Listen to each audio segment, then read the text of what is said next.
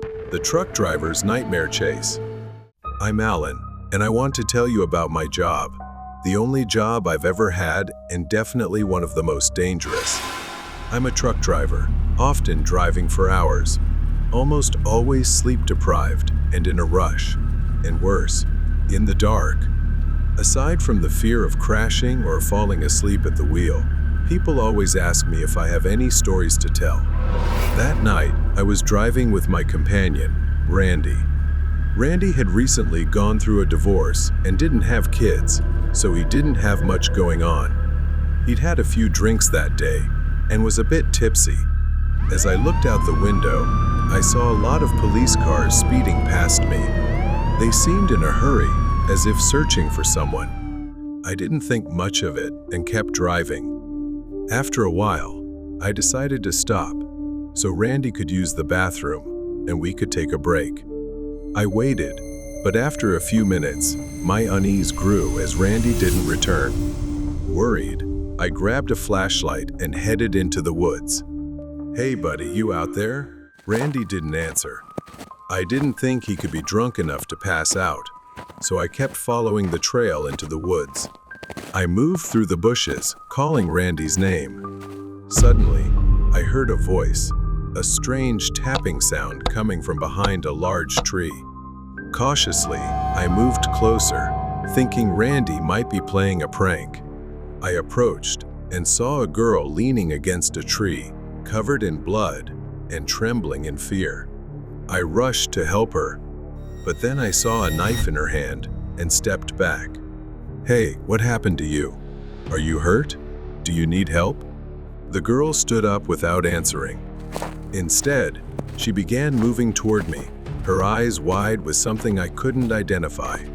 I raised my hands, trying to stay calm, but she didn't stop. I noticed her legs were covered in blood, but there was something off about her posture. Amidst the chaos, I heard a noise and turned around. What shocked me more was my friend Randy. He was in danger. Randy was sitting under a tree not far away, pale and injured, with blood streaming from his side. He was alive but weak. "I'll save you," I said, trying to keep my voice calm despite my panic. But before I could act, she lunged at Randy with a ravenous look in her eyes. Without thinking, I screamed to draw her attention, luring her away from Randy.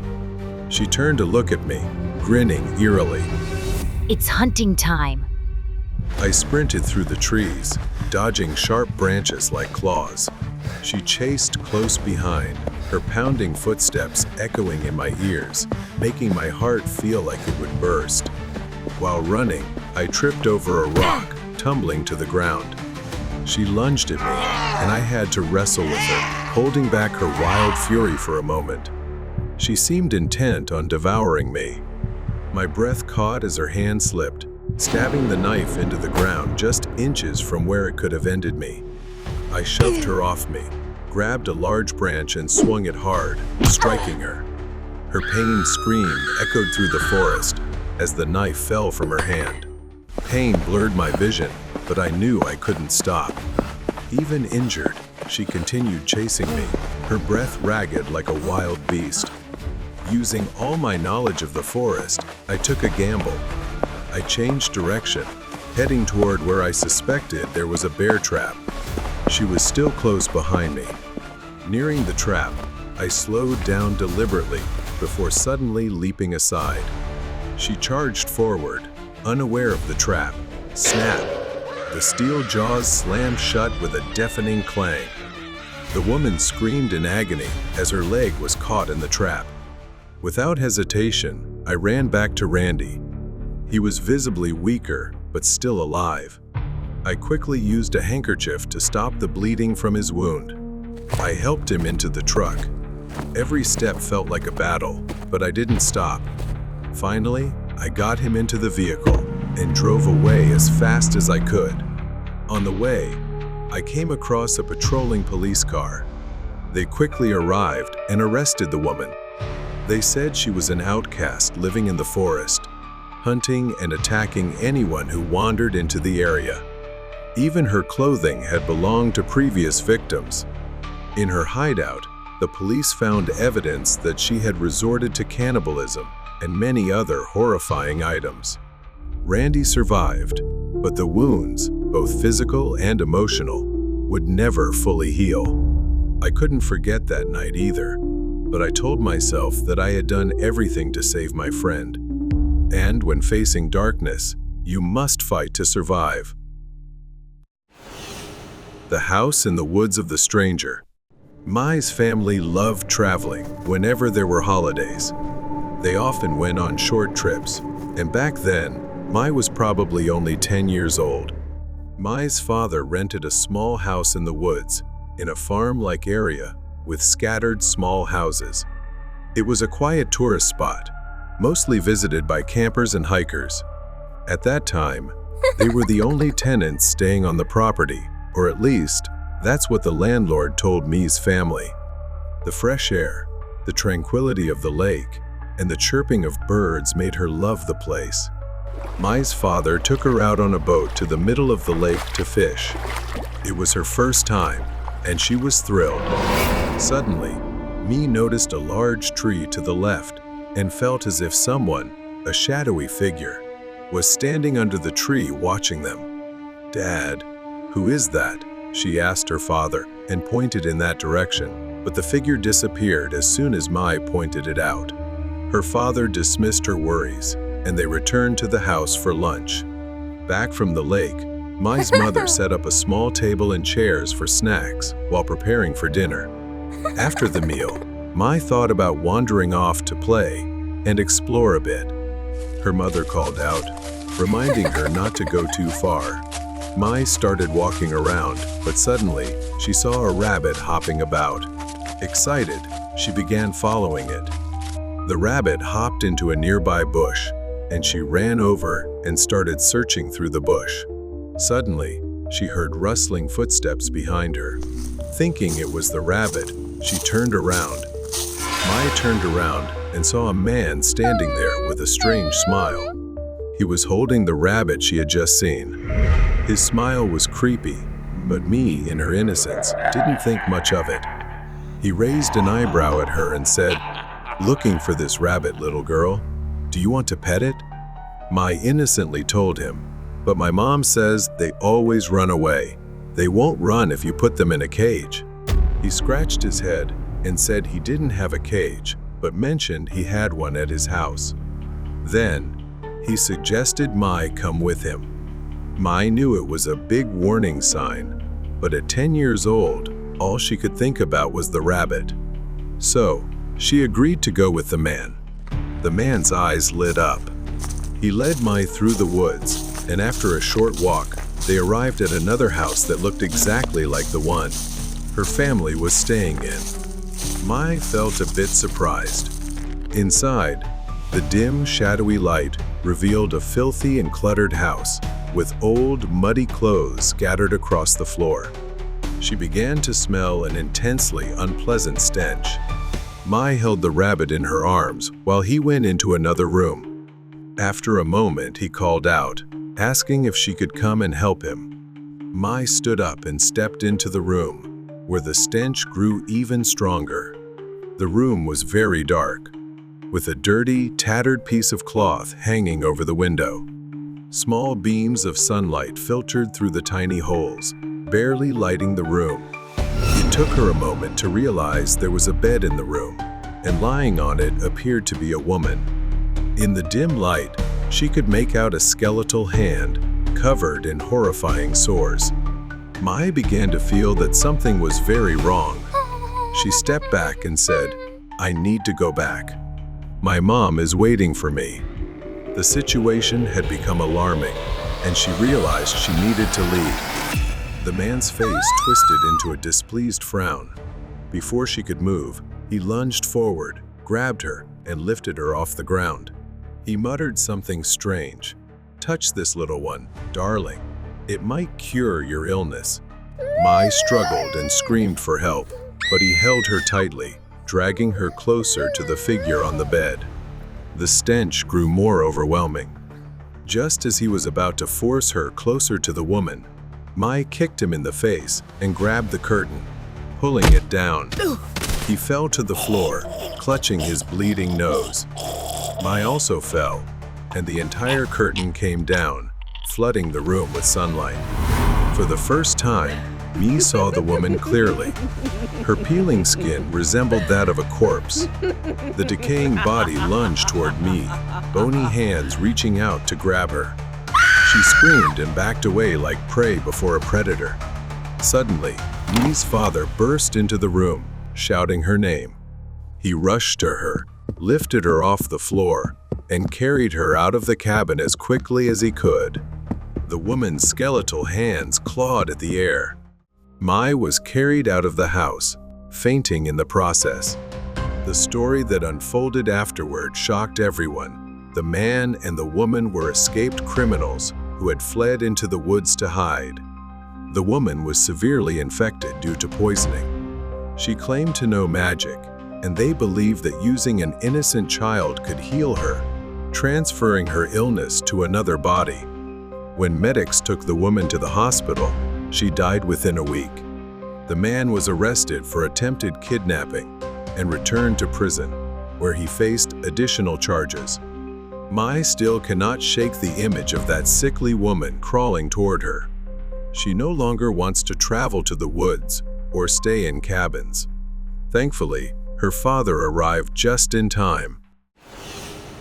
The ride on the strange road. I live a straightforward life, and I'm certain that what I saw and heard on New Year's Eve last year wasn't a hallucination or anything like that. It was 100% real. A friend of mine, Darren, had his family host a New Year's Eve party at their house, where all the family's friends were invited. It was in one of those affluent neighborhoods and could only be accessed via rural roads. There were no other houses along the turn, except for a hastily built, solitary house that seemed abandoned for years, occasionally with flickering lights visible.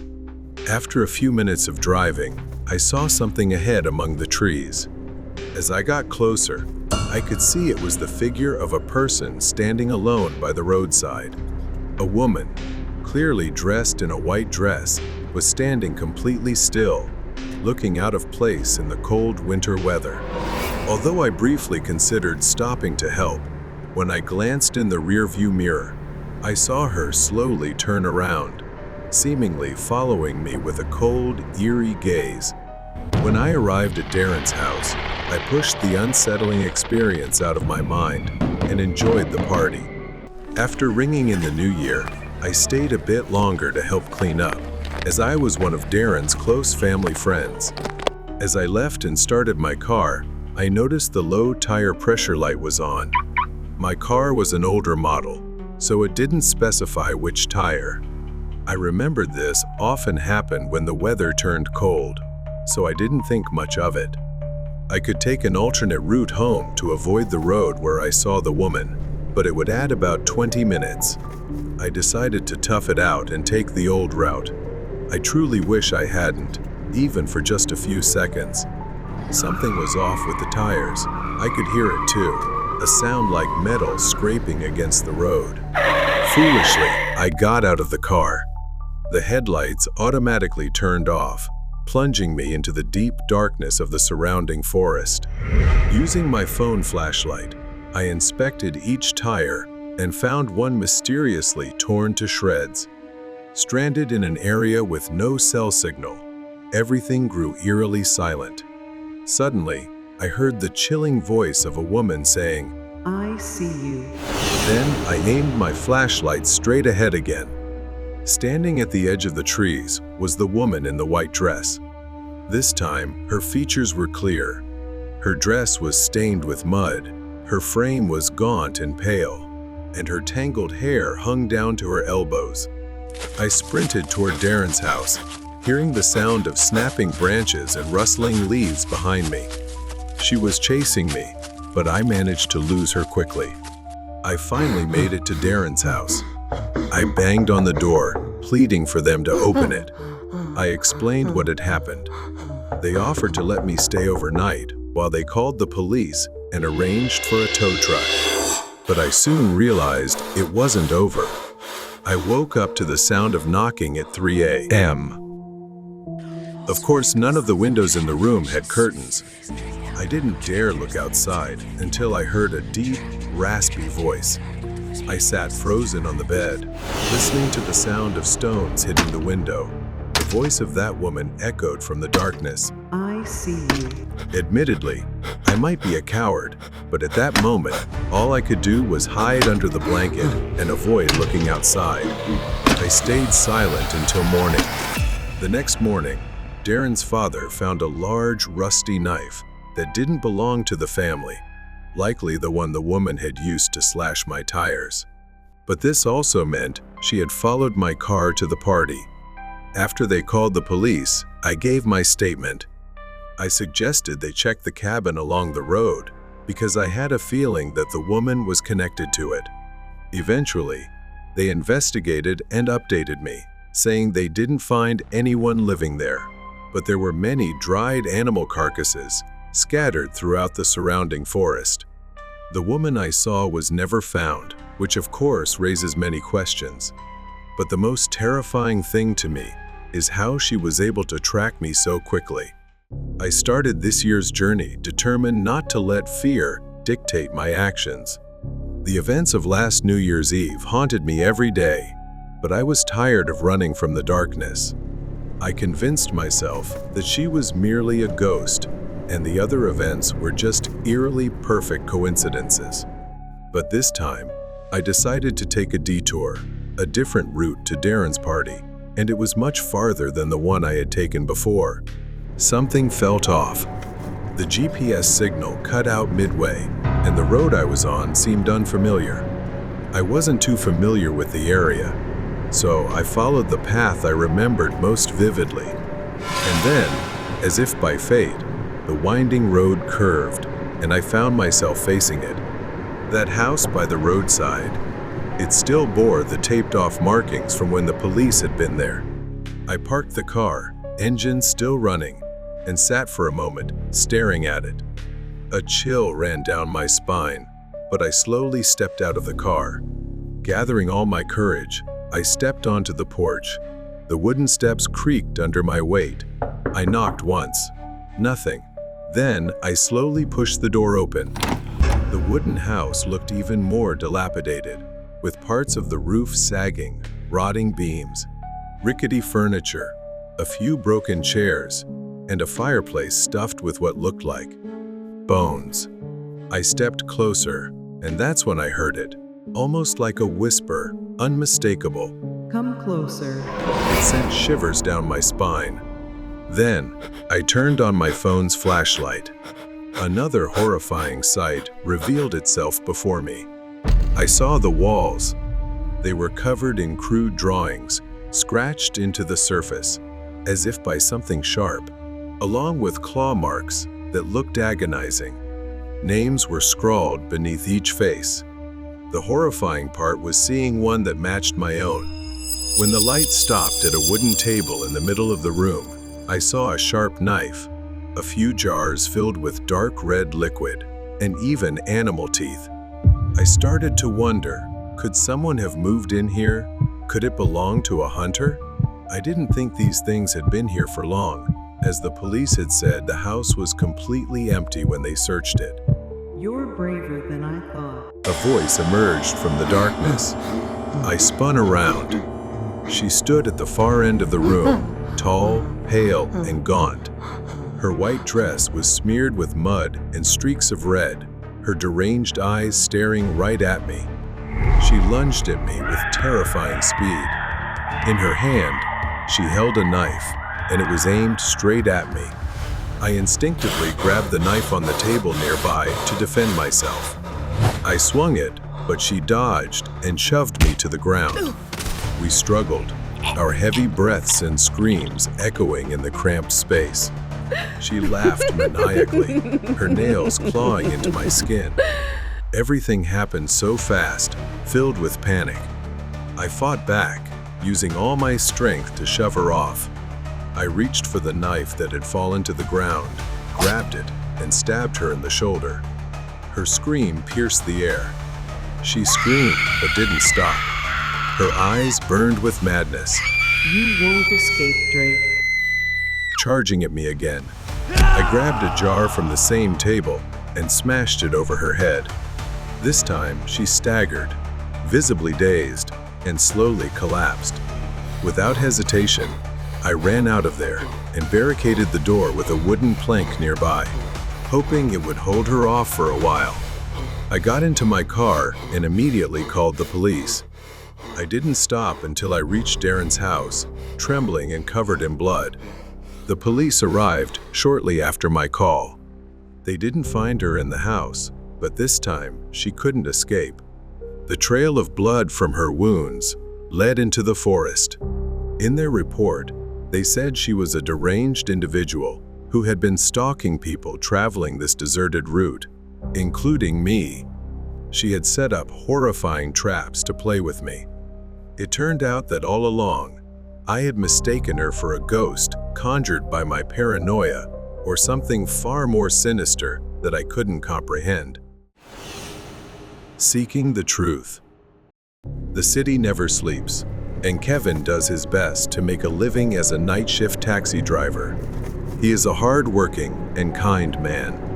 One foggy night, as Kevin followed his usual route, he turned a corner onto a quiet, nearly deserted street and saw her.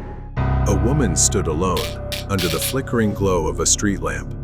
She was dressed in black, her long hair hanging loose, and her pale hand raised to hail his taxi.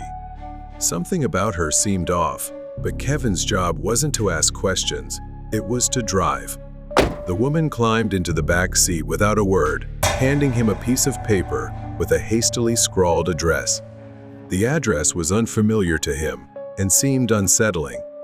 As they drove through increasingly deserted streets, Kevin tried to make conversation, but she remained coldly silent.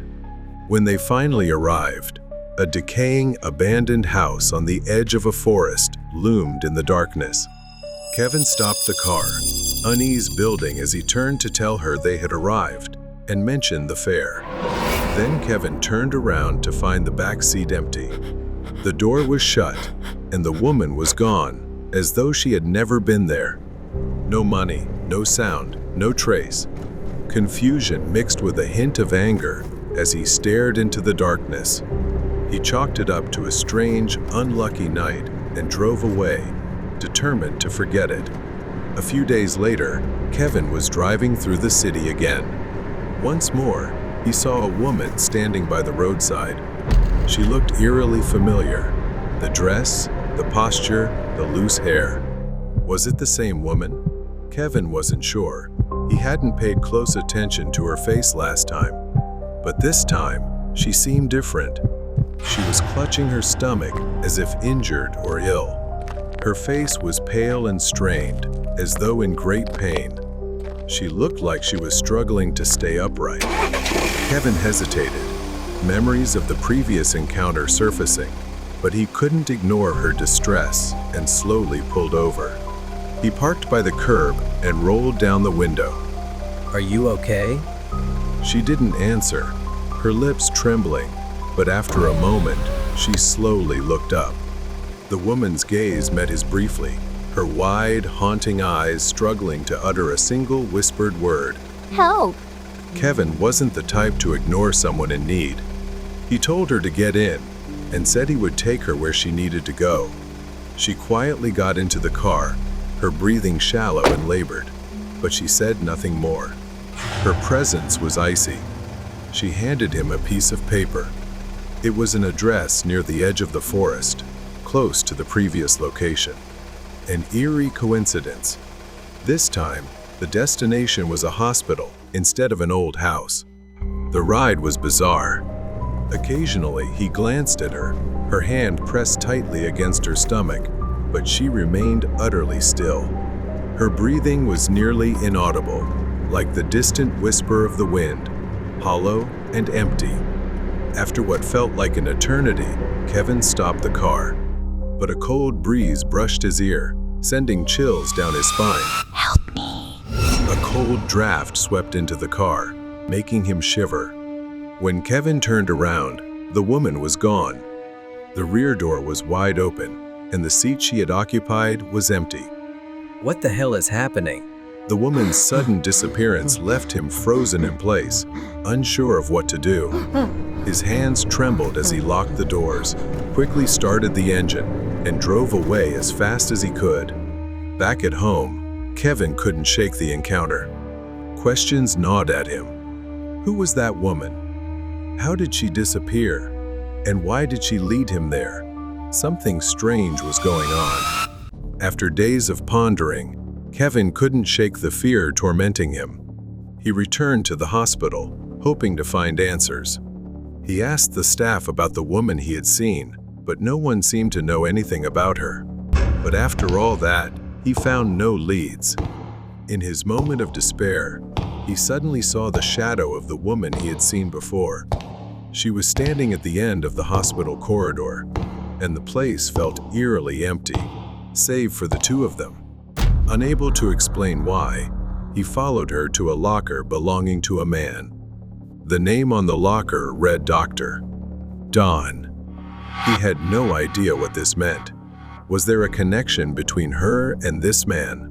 Moments later, Kevin was still standing in the hallway, but she was gone. Instead, the usual sounds of hospital staff working, patients moving, and the general hum of life returned.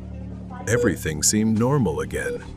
As Kevin contemplated leaving, unsure of who this Dr. Don was, a nurse's voice called out from behind him, "Dr. Don." He froze and turned to see a tall, slender doctor with a beard and glasses that gave him an air of intellect. Kevin noticed that the people around seemed to hold him in high regard. Kevin questioned himself.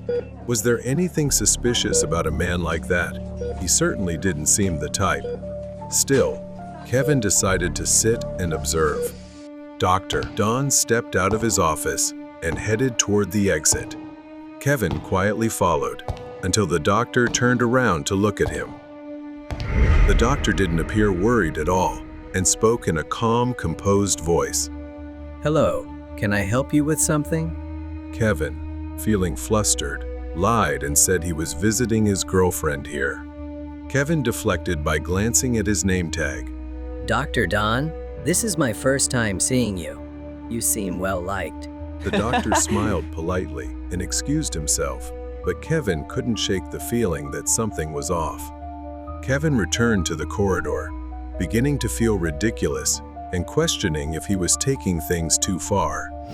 Then, the woman appeared again at the end of the hallway.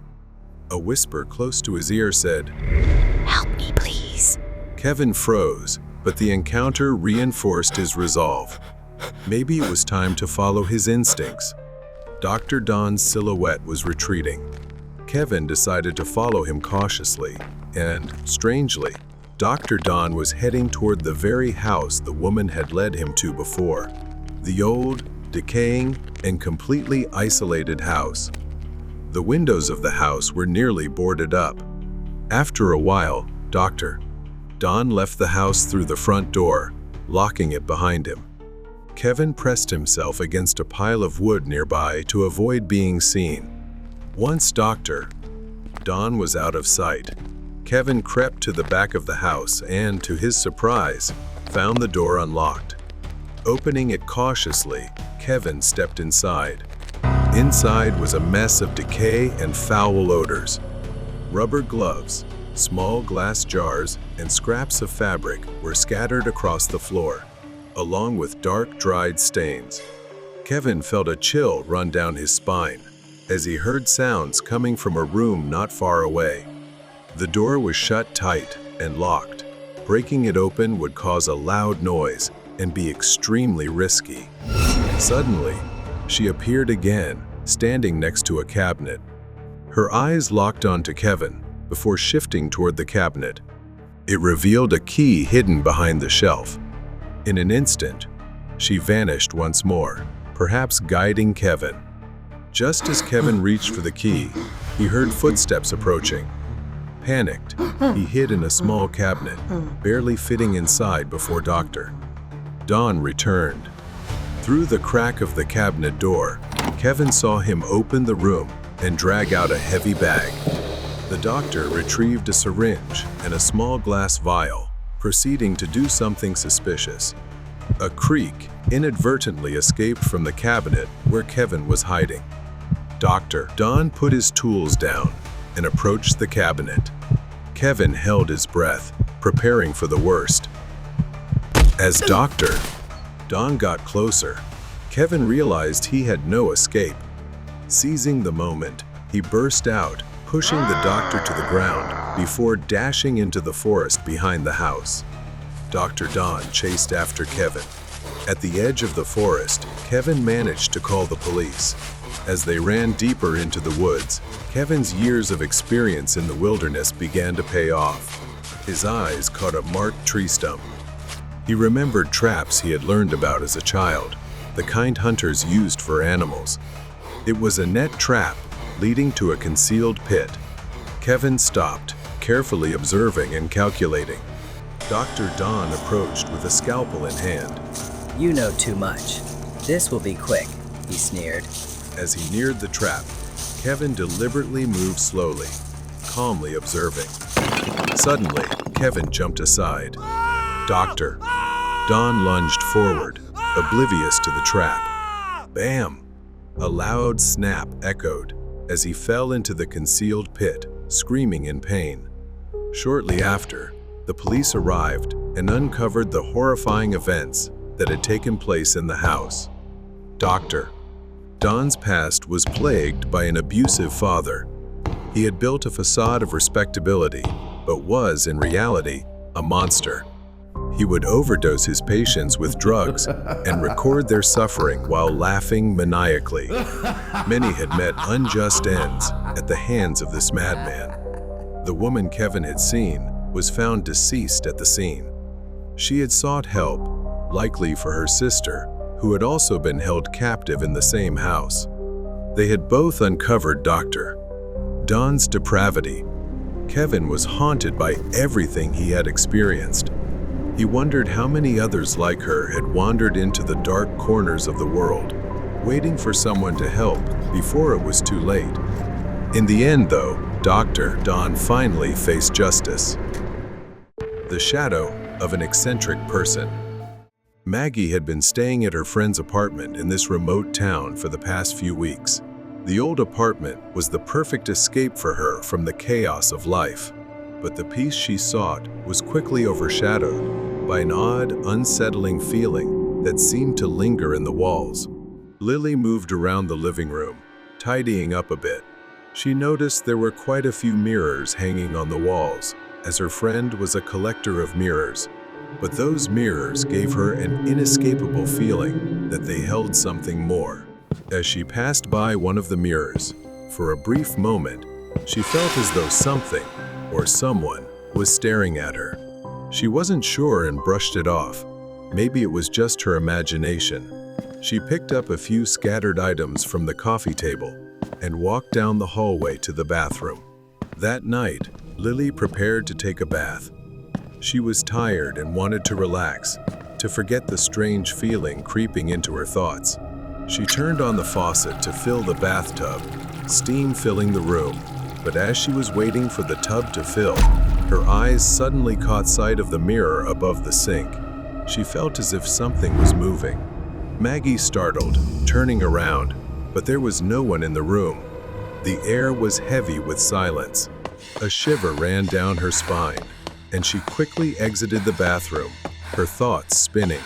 She tried to convince herself that it was nothing, just stress from being alone in a strange place. One night, as she was about to drift off to sleep, she noticed a noise, or something moving. A shadow was cast on the floor. She felt an unease unlike anything she'd ever experienced. She didn't dare move. Her anxiety grew. Suddenly, the feeling of being watched became unbearable. Maggie turned, opened her eyes, and there he was, a tall, pale, gaunt man with sunken eyes standing right behind her. Maggie jumped up, rushed to turn on the bedside lamp, but her hand slipped, and she knocked it over. As the lights flickered, the room lit up intermittently, but she couldn't see anyone. Then everything didn't stop. Shortly after, she heard a soft tapping on the window behind her. Maggie hesitated, then gathered her courage and opened the curtain, but there was no one there. She panicked. It felt like a staged prank, as though something terrible was happening. She tried once again to shake it off and left the bedroom, but she didn't realize a man had appeared, standing silently, staring at her. He didn't move, just stared at her with eerie stillness. Days passed, and she began losing track of time, her mental state deteriorating. The reflection of the man started appearing more often, sometimes standing motionless at the end of the hallway. But this time, it wasn't just a shadow at the end of the hallway. For the first time, he physically appeared, a tall, gaunt figure with hollow eyes, dressed in filthy, tattered clothes. Fear consumed her as she backed into the corner of the room. He was slowly approaching, his face twisted into a sinister grin. In horror, he lunged at her. Maggie was shoved into the large mirror, shattering it into a cacophony of sharp, piercing noise. As she fought back, the man screamed, "You will be mine." He gripped her wrists tightly, but in the chaos, he momentarily lost focus, distracted by his own delusions. Desperate to free herself, Maggie grabbed a shard of broken glass and, with all her strength, stabbed his hand. He howled in pain and released her. Maggie seized the moment of his distraction to escape. She ran out of the apartment, calling for help from anyone nearby. Soon, the police surrounded the apartment, and he was captured. He was an abnormal, deranged individual who had been living in an abandoned house nearby for years. He was arrested and placed in a psychiatric facility after being diagnosed with severe mental instability and a history of violent behavior. The police believed he had been stalking Maggie for weeks before his outburst. Even though he was captured, she couldn't shake the feeling that the mirrors in the house still reflected something strange. The trauma lingered within her, and it would take a long time for her to recover. The stalker in the forest. The sun barely peeked through the dense pine trees as I drove north, my truck loaded with skiing gear and camping supplies. This time, my friend Leo and I had planned a skiing trip in a remote area, miles away from any ski resort. After a few hours of driving, I parked my truck at the base of an area that looked decent with several hills. But I stopped there because I really couldn't drive any further due to the trees. Leo and I unloaded our gear, struggling to walk a quarter mile to a clearing where we set up camp. It was an incredible amount of work with all the stuff we had to carry. In a small clearing among the trees, we pitched the tent, laid out our sleeping bags, and organized our gear. After setting up camp, we began hiking up the hill, carrying our snowboards and keeping an eye on the steep slopes. The ascent was quite challenging, but I felt thrilled as we climbed higher. We snowboarded down several slopes, one after the other. But as I neared the bottom of a slope, I lost sight of Leo. I assumed we'd meet at the base or regroup at camp. It wasn't unusual for us to take different paths down the hill. I called him on the radio, but all I got was static. Maybe he was still skiing and had started down alone. My eyes scanned the trees for any sign of him. When I reached the base of the hill, I walked and spotted another figure emerging from the woods. A skier, wearing a mask and dressed in layers. He approached me, seeming friendly beneath the ski mask, asking where the best hills were and if we were camping. He explained that he and his wife were looking for a good place to camp near others and asked if I could lead him to my campsite, though I really didn't want to. I pulled out the radio again, calling Leo to let him know I would be heading back to camp soon. The device crackled, a distorted noise cutting in, but there was no response from him at all. Then the man started following me, his presence behind me making me feel uneasy. Suddenly, I started hearing static from the other end of the radio, as if someone was trying to talk to me but couldn't connect. When we finally reached the tent, something felt off. I realized I hadn't seen his wife, so I asked where she was. He didn't respond. Instead, he moved closer, his movements becoming increasingly strange. But for some reason, something about his snowboard and backpack caught my attention. They felt familiar. Gray, bright orange. The snowboards tightly strapped on either side. My mind raced as I remembered. Leo had the exact same ones. For a few seconds, I thought Leo was pranking me.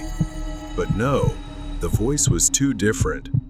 He stepped within inches of me, revealing his real face and grinning maliciously. This was not Leo. Panic surged as I backed away, stumbling into the tent. I rifled through the backpack, my fingers fumbling for the flare gun. Just as I grasped it, the man grabbed my foot sticking out of the tent. Then I suddenly felt a sharp pain in my leg. A severe tingling sensation in my leg. Felt like a strong electric shock, burning, and I screamed in pain. I glanced down and saw a knife embedded deep in my thigh.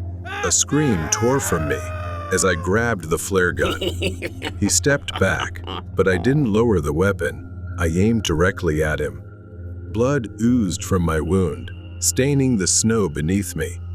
I demanded to know where my friend was. The man's voice was calm, almost mocking, as he told me Leo was lying near the foot of the slope where we had been skiing. His words sent chills down my spine. He turned and sauntered away, disappearing into the darkness of the woods before I could fire a shot. My vision blurred from the pain, but I pressed down on my leg, trying to staunch the bleeding while I grabbed my phone and called 911. Just as I began to lose hope, a distant noise reached my ears. A rescue helicopter illuminated the snow-covered hills. With the little strength I had left, I fired the flare gun, the red light bursting into the sky. I mustered all my strength to tell them about Leo. He was found lying motionless on the hillside, his face pale. Blood stained his pants and the snow beneath him. A few days later, we were both recovering in the hospital, our wounds stitched up, but the memories remained vivid. We learned that our attacker was wanted for multiple assaults in remote areas, always hunting those who wandered too far from safety. The truck driver's scary encounter. The night was quiet, and I was out making overnight deliveries. Miles of open road stretched before me. I glanced at the clock. It was around 2:00 a.m. I decided to stop at a truck stop to refuel and use the restroom, knowing I wouldn't have another chance for quite a while. The truck stop was deserted, except for a few empty trailers parked nearby. I filled up my tank, breathed in the fresh night air, and then headed to the restroom. The stillness was unsettling, a strange quiet that made me feel restless. With a full tank, I climbed back into the truck, heading toward a stretch of road that would take me through dense woods. It was a long, desolate road, flanked by trees on either side, with no towns, no lights, just the road and the dark forest. An hour later, I was deep in the woods, half awake and half asleep, when something caught my attention ahead. At first, I thought I was seeing things, but as I got closer, I realized there was a figure standing at the roadside. The figure was motionless, just standing there, neither waving nor calling for help. They simply watched me pass by, their face a lifeless, emotionless mask. The figure faded into the darkness behind me as I continued driving, but I couldn't shake the image from my mind. About a mile later, I spotted another figure. This time, it was a woman. She stood at the roadside, wearing ripped jeans and a red sweatshirt. As I approached, our eyes met, and a wave of fear washed over me. She didn't move, didn't gesture. She simply stared, her gaze cold and unblinking. I glanced in the rearview mirror, catching a final glimpse of her as she turned her head to watch my truck. go by. Her eyes locked onto mine through the glass. I gripped the steering wheel tighter, trying to shake off the fear and keep going. I turned my attention back to the road, and my heart nearly stopped. Lying in the middle of the road was a body, sprawled out, arms and legs wide. I slammed on the brakes, the weight of the truck lurching forward as I came to a sudden stop. My mind raced as I stared at the figure lying in the road. I couldn't tell if they were dead or alive, but they were completely motionless. There were no signs of an accident, no debris, no skid marks, just this body, as if they had simply lain down in the middle of the road. I felt the need to go outside to check on them. The forest loomed on both sides, dense and dark, and I couldn't shake the feeling that I was being watched, that there were eyes lurking in the shadows, just beyond the reach of the headlights. I slowly maneuvered the truck around the body lying in the road, my heart pounding, my mind swirling with doubt. Maybe I should stop and check, just to make sure they were okay. I parked the truck a short distance away, and reluctantly, I stepped outside, but there was something about the way they were lying. I was almost there when a horrifying realization struck me. The body was no longer lying on the ground. It was standing upright, staring directly at me with empty, soulless eyes. That figure took a step forward, his movements jerky. Perhaps that was when I realized I had been lured into a trap. I turned to run back to the truck, but the figure lunged forward, moving quickly, intent on hunting me. I had no choice but to flee into the woods. Then I stumbled and fell hard to the ground. A sharp pain shot through my ankle as I tried to get up, but that figure had come closer, a malicious look on their face. I grabbed a fairly large broken branch and held it out in front of me as he slowly approached with a sinister smile. I fought back with everything I had, but he was very strong, moved quickly, and was brutal. When he kicked me in the hip, I staggered backward. I thought everything was over, but a loud explosion echoed through the trees. I followed his gaze and saw a hunter standing nearby, his rifle aimed directly at my attacker. Under the dim moonlight, the hunter's tough and determined face pulled the trigger. The attacker staggered back, clutching his shoulder, dazed for a moment. The attacker staggered, trying to flee, but he was no match for the hunter. The hunter quickly seized him, easily subduing him.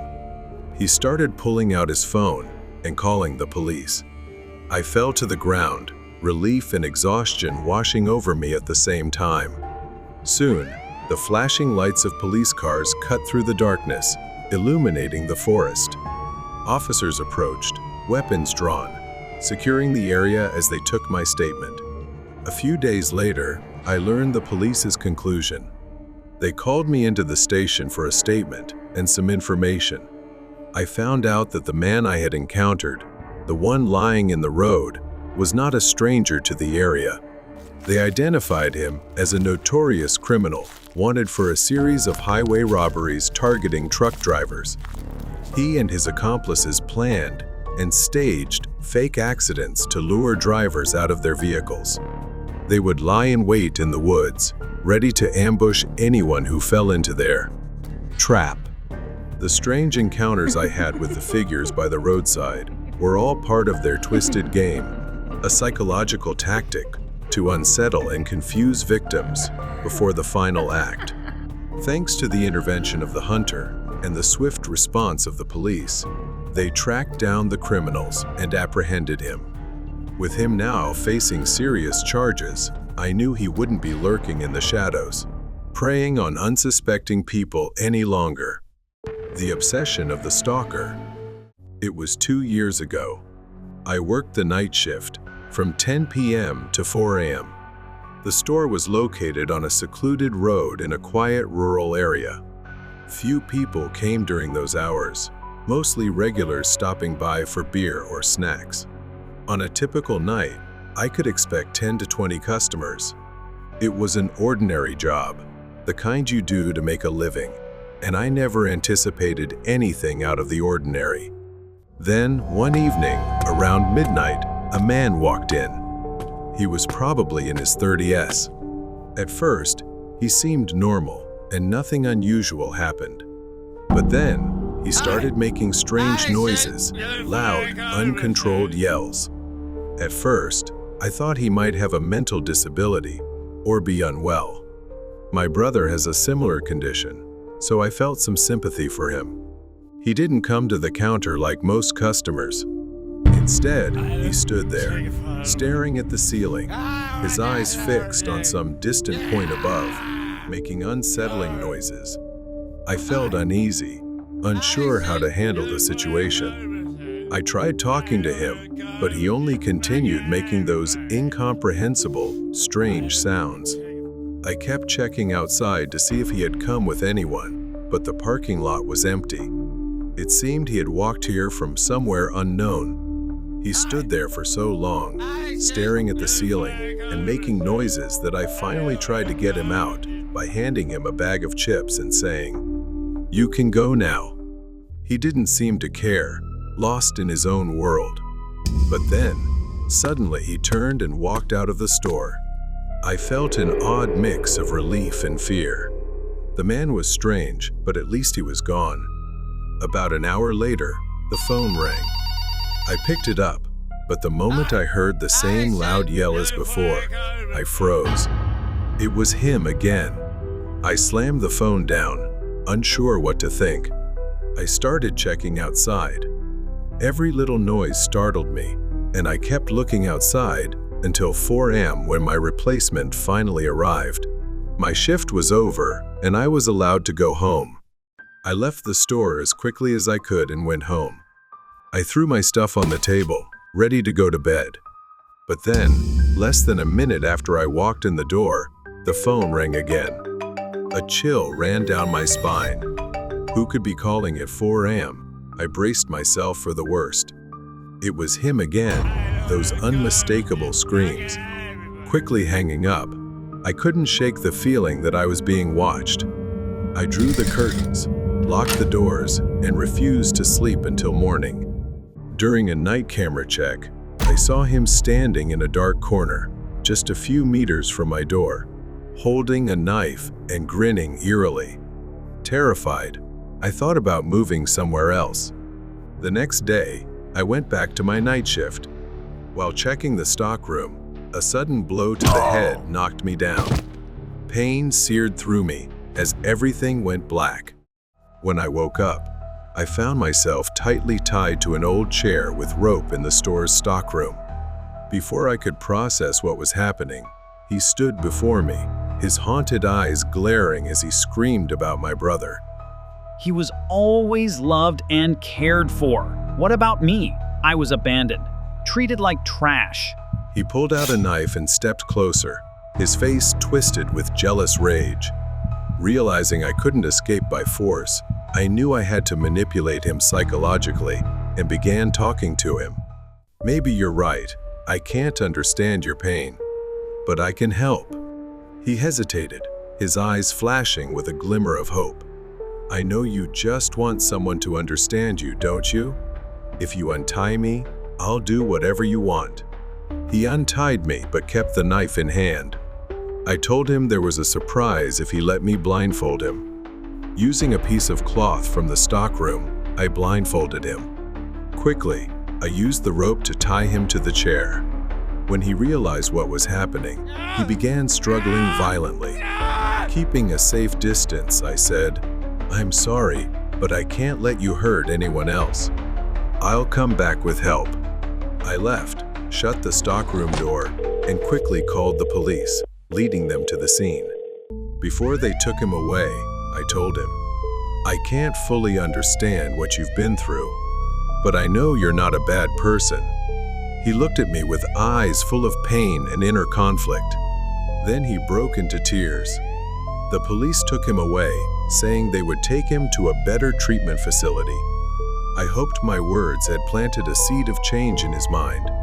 Back home, I found notes detailing my habits, like, "Nico returns at 4:15 a.m., turns on the living room light at 4:18 a.m., This proved he had been watching me for a long time. But now, it was finally over. Months later, I received a letter from a mental health center. It was a short note from him, thanking me. I felt a wave of relief. I decided to move to a new place, start a new job, and live a more peaceful life. Though I occasionally think about what happened, I no longer feel afraid. Escape from the terrifying snowstorm night. This happened a few New Year's Eves ago. I was driving to my parents' house to celebrate the new year with them. A simple trip. I was used to long drives. Snow started falling about an hour into the drive. Light at first, but it kept coming until I found myself in the middle of a snowstorm. The highway grew slippery, and visibility dropped to near zero. My car, a small one, wasn't built for driving in the snow. The tires slid even on the smallest incline, and I realized I needed to stop. I texted my parents about my situation to reassure them, but honestly, I wasn't so sure myself. An hour passed, and the snow only got worse. I began worrying about running out of gas or draining the battery by keeping the heater on too long. I kept the engine running, hoping the storm would ease. The wind howled outside. I began to feel the weight of isolation when I glanced in the rearview mirror and saw headlights cutting through the storm behind me. I felt an overwhelming relief as a snowplow stopped beside me. Finally, someone had come to help. The truck slowed and stopped beside me. It was the driver, a man leaning out the window. He was an older man, perhaps in his late 50s, wearing a thick coat and a black knit cap pulled down over his ears. I expected him to say something, but he just stared at me for an uncomfortably long moment. His voice was hoarse, like someone who had smoked for years. Are you okay? He asked. I told him I didn't think my car could handle the conditions, and he said to get in, that he'd take me somewhere safe. He got out of the truck. I hesitated. I didn't know this man, and he seemed a little strange, but he appeared sincere. The storm was relentless, and staying wasn't an option. All right, I replied, then asked if he could take me to my destination. He didn't answer right away, his eyes darting quickly behind my car, as if looking for something. Then, without a word, he told me to get in. The warmth inside the snowplow was a relief compared to the biting cold outside. We didn't talk much during the ride, but as the minutes passed, I began to sense something strange. As I glanced out the window, I realized we weren't heading toward my parents' house. The surroundings looked unfamiliar. A lingering unease crept in. I asked, trying to sound casual, "Are we going the right way?" The driver didn't look at me and said it was a shortcut. At least GPS showed we were going the right way, so I figured I was just being paranoid. I glanced around the truck. Everything was a mess. Empty whiskey bottles and torn maps stuffed into the side compartments. My eyes stopped at something wedged between the seats, a knife, half hidden under the chair. Suddenly, I saw a small house ahead, the only house I'd seen after a long stretch of emptiness. I knew I had to act before something bad happened. A sense of foreboding washed over me.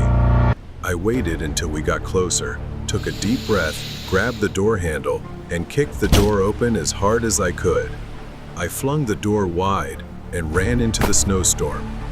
The blizzard made visibility almost zero.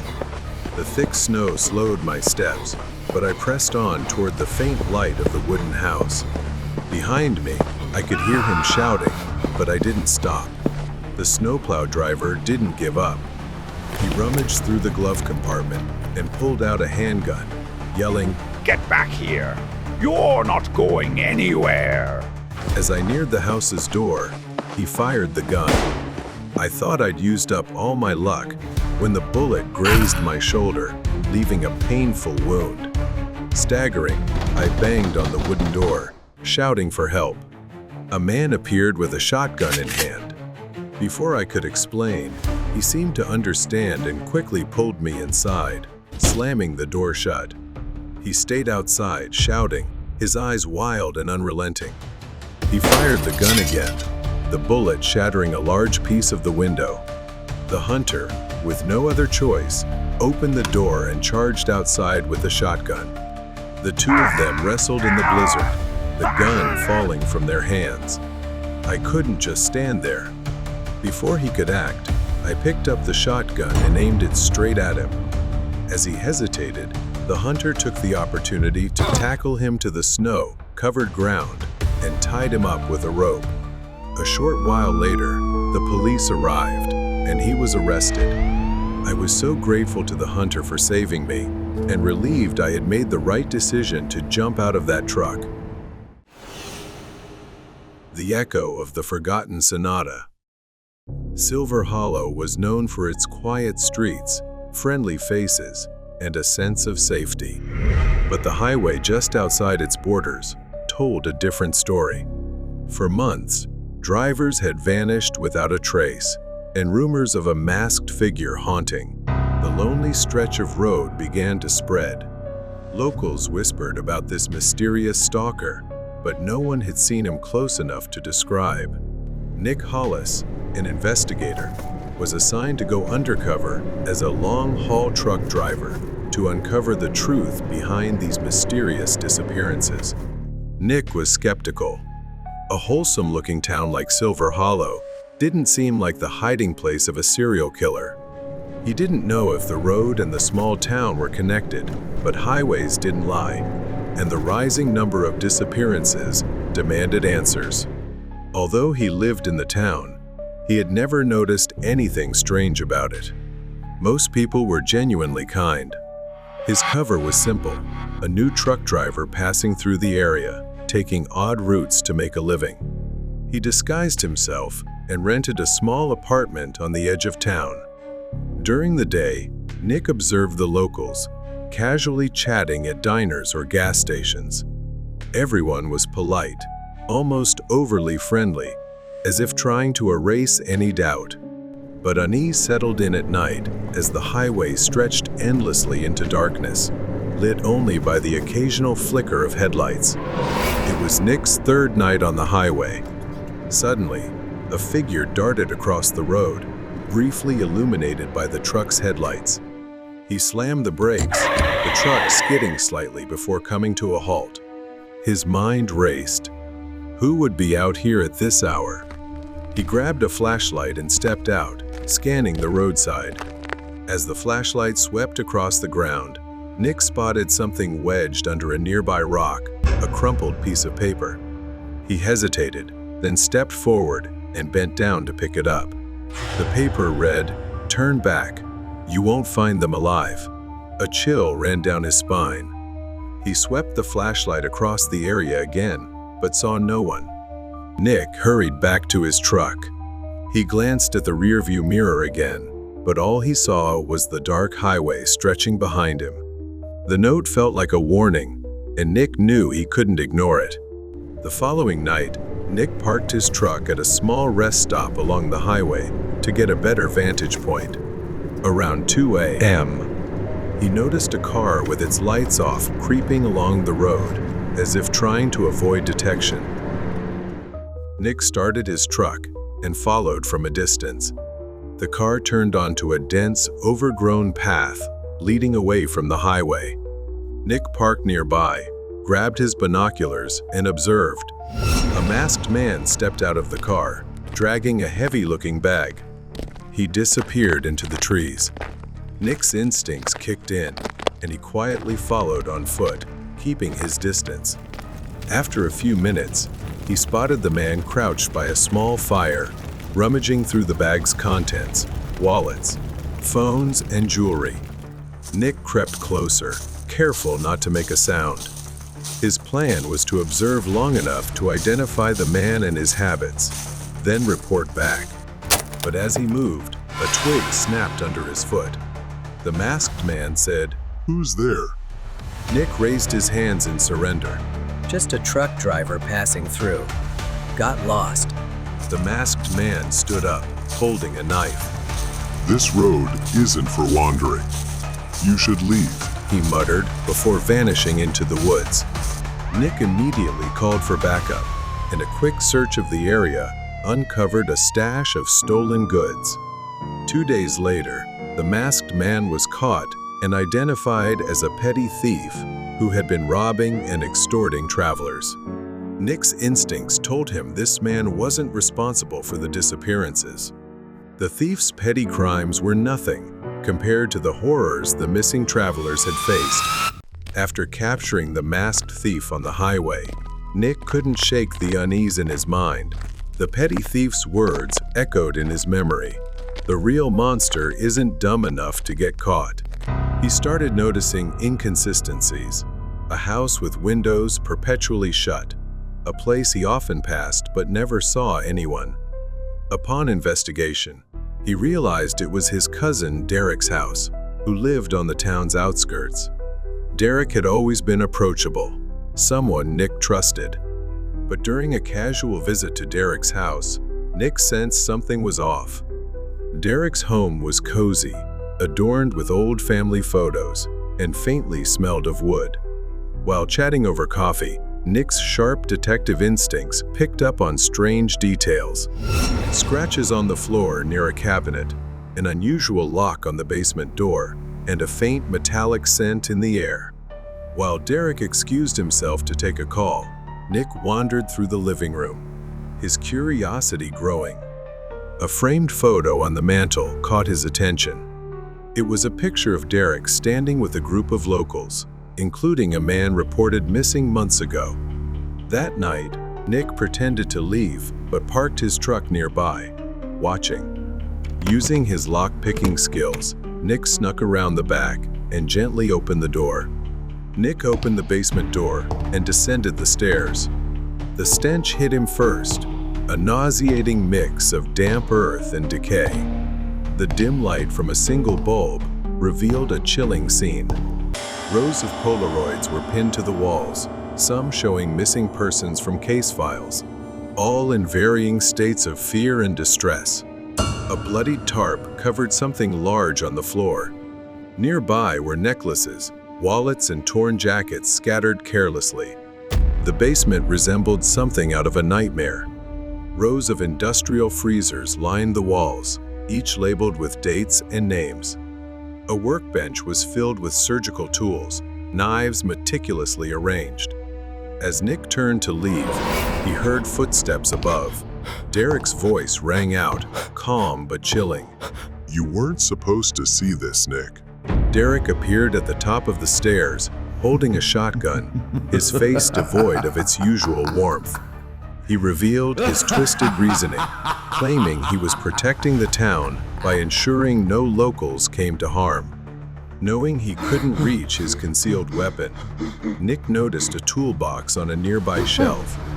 Inside, he spotted a flashlight with a cracked lens and a reflective object sticking out of the corner, an old mirror. He began forming a plan. Nick stepped back toward the toolbox, feigning nervous compliance. At least let me clean up the mess I've made, Derek. Let me pull the tarp back. As Nick knelt to adjust the tarp, he discreetly grabbed the mirror from the toolbox.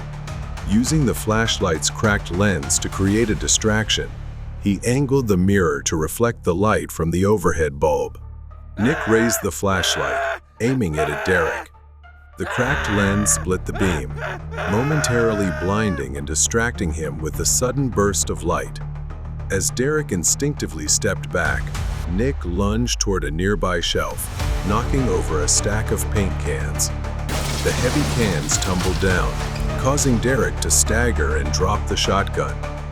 Nick slammed the basement door shut and locked it from the outside, using a nearby chair to block the handle. Wasting no time, he pulled out his phone and called for backup.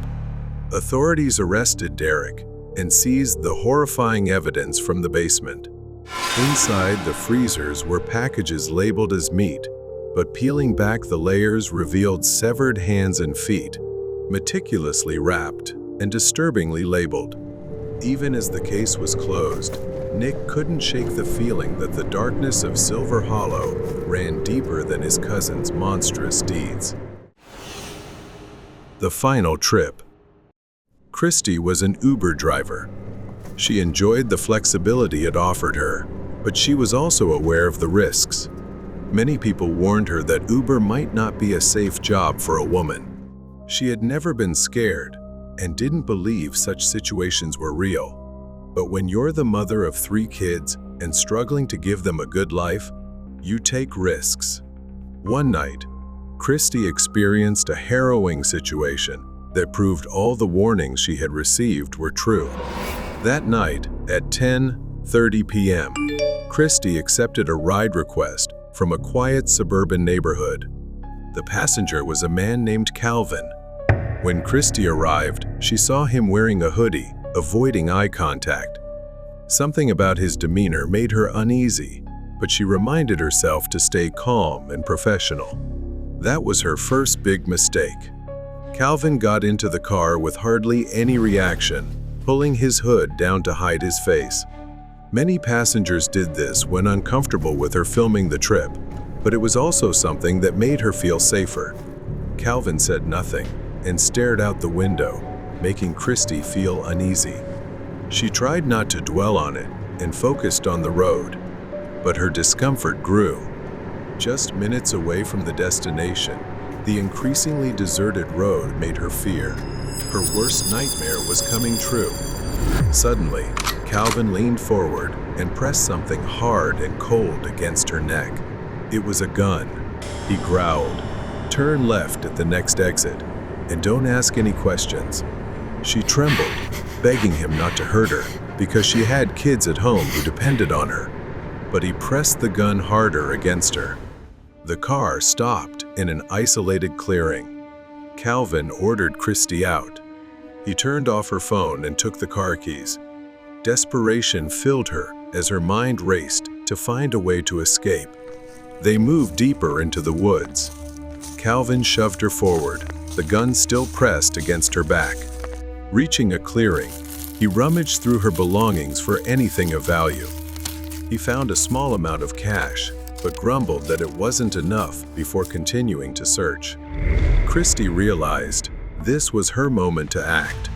She pulled a can of pepper spray from her pocket and quickly sprayed it into his face. He screamed in pain, and Christy seized the opportunity to escape, running as fast as she could. Panic fueled her speed.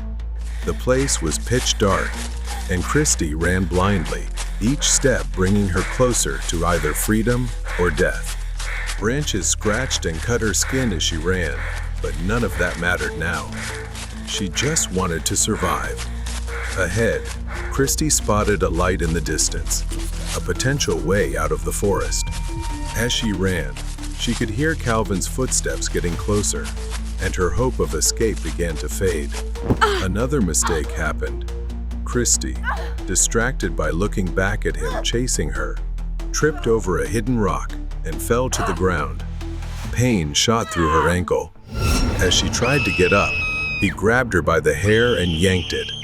She begged, "Please don't kill me. I gave you everything I had." In response, he threw her against a nearby tree. In pain and despair, she obeyed him, kneeling and begging for her life. Christy was waiting for something to happen, for someone to save her, but perhaps this was her chance to save herself. While he was catching his breath from running and rubbing his eyes in pain, Christy quietly reached behind her and grabbed a rock. Without thinking much, she struck him on the head with the rock. Blood streamed down his face as he staggered. Despite her twisted ankle, she ran toward the light she had seen earlier. A narrow stream, quietly flowing through the forest, caused her to pause for a moment. Thinking of her children, she waded through the stream, knowing the sound of the water would mask her footsteps and hide her movements. The pain in her ankle was nothing compared to the horror of what would happen if Calvin caught her. She crawled through the bushes, her body aching, but her will to survive stronger than ever. When she reached the road, her body was exhausted, but she could hear the faint sound of an approaching car. Christy staggered toward the roadside, frantically waving her arms, barely able to speak. "Please, I need help. He's chasing me. Please." A woman immediately stopped her car and ran to Christy, calling the police. And that was when Christy's vision blurred as she collapsed from exhaustion. Christy, now safe, was able to assist the authorities in building a case against him, leading to his arrest and prosecution. Despite her injuries, Christy found peace and gratitude in knowing she had survived. She could see her children again.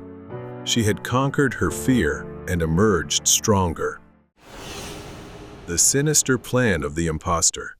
Leo, a 13-year-old boy, was sent to stay with his Uncle Donnie in a remote, isolated town for a few weeks, while his mother resolved some personal matters. He never imagined this visit would turn into a nightmare.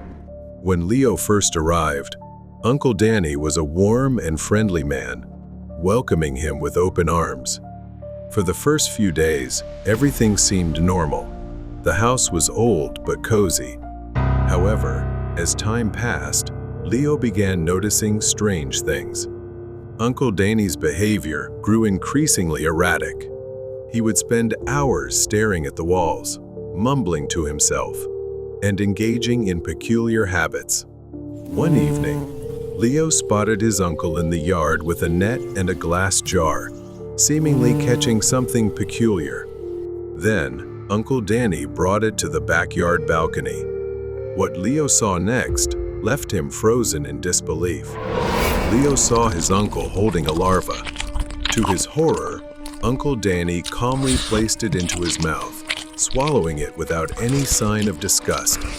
Leo tried to dismiss it, thinking it was just an eccentricity, but the strangeness grew. Uncle Danny's cooking became odd. Once delicious meals now looked disturbing, sometimes containing unrecognizable ingredients. One night, Leo started suspecting something far worse was happening. He called his mother, explaining what he had witnessed, but she didn't believe him at first. He needed evidence. Leo's unease grew as Uncle Danny became increasingly distant and frightening. At night, Leo began hearing strange noises coming from his uncle's room. Uncle Danny even avoided eye contact, something he never did before. His smiles became forced and unsettling. One afternoon, Leo snuck into the kitchen to take pictures and videos of his uncle, preparing another strange meal. The photo shocked him. From this angle, his uncle looked unrecognizable, his features distorted. Terrified, Leo sent the photo to his mother.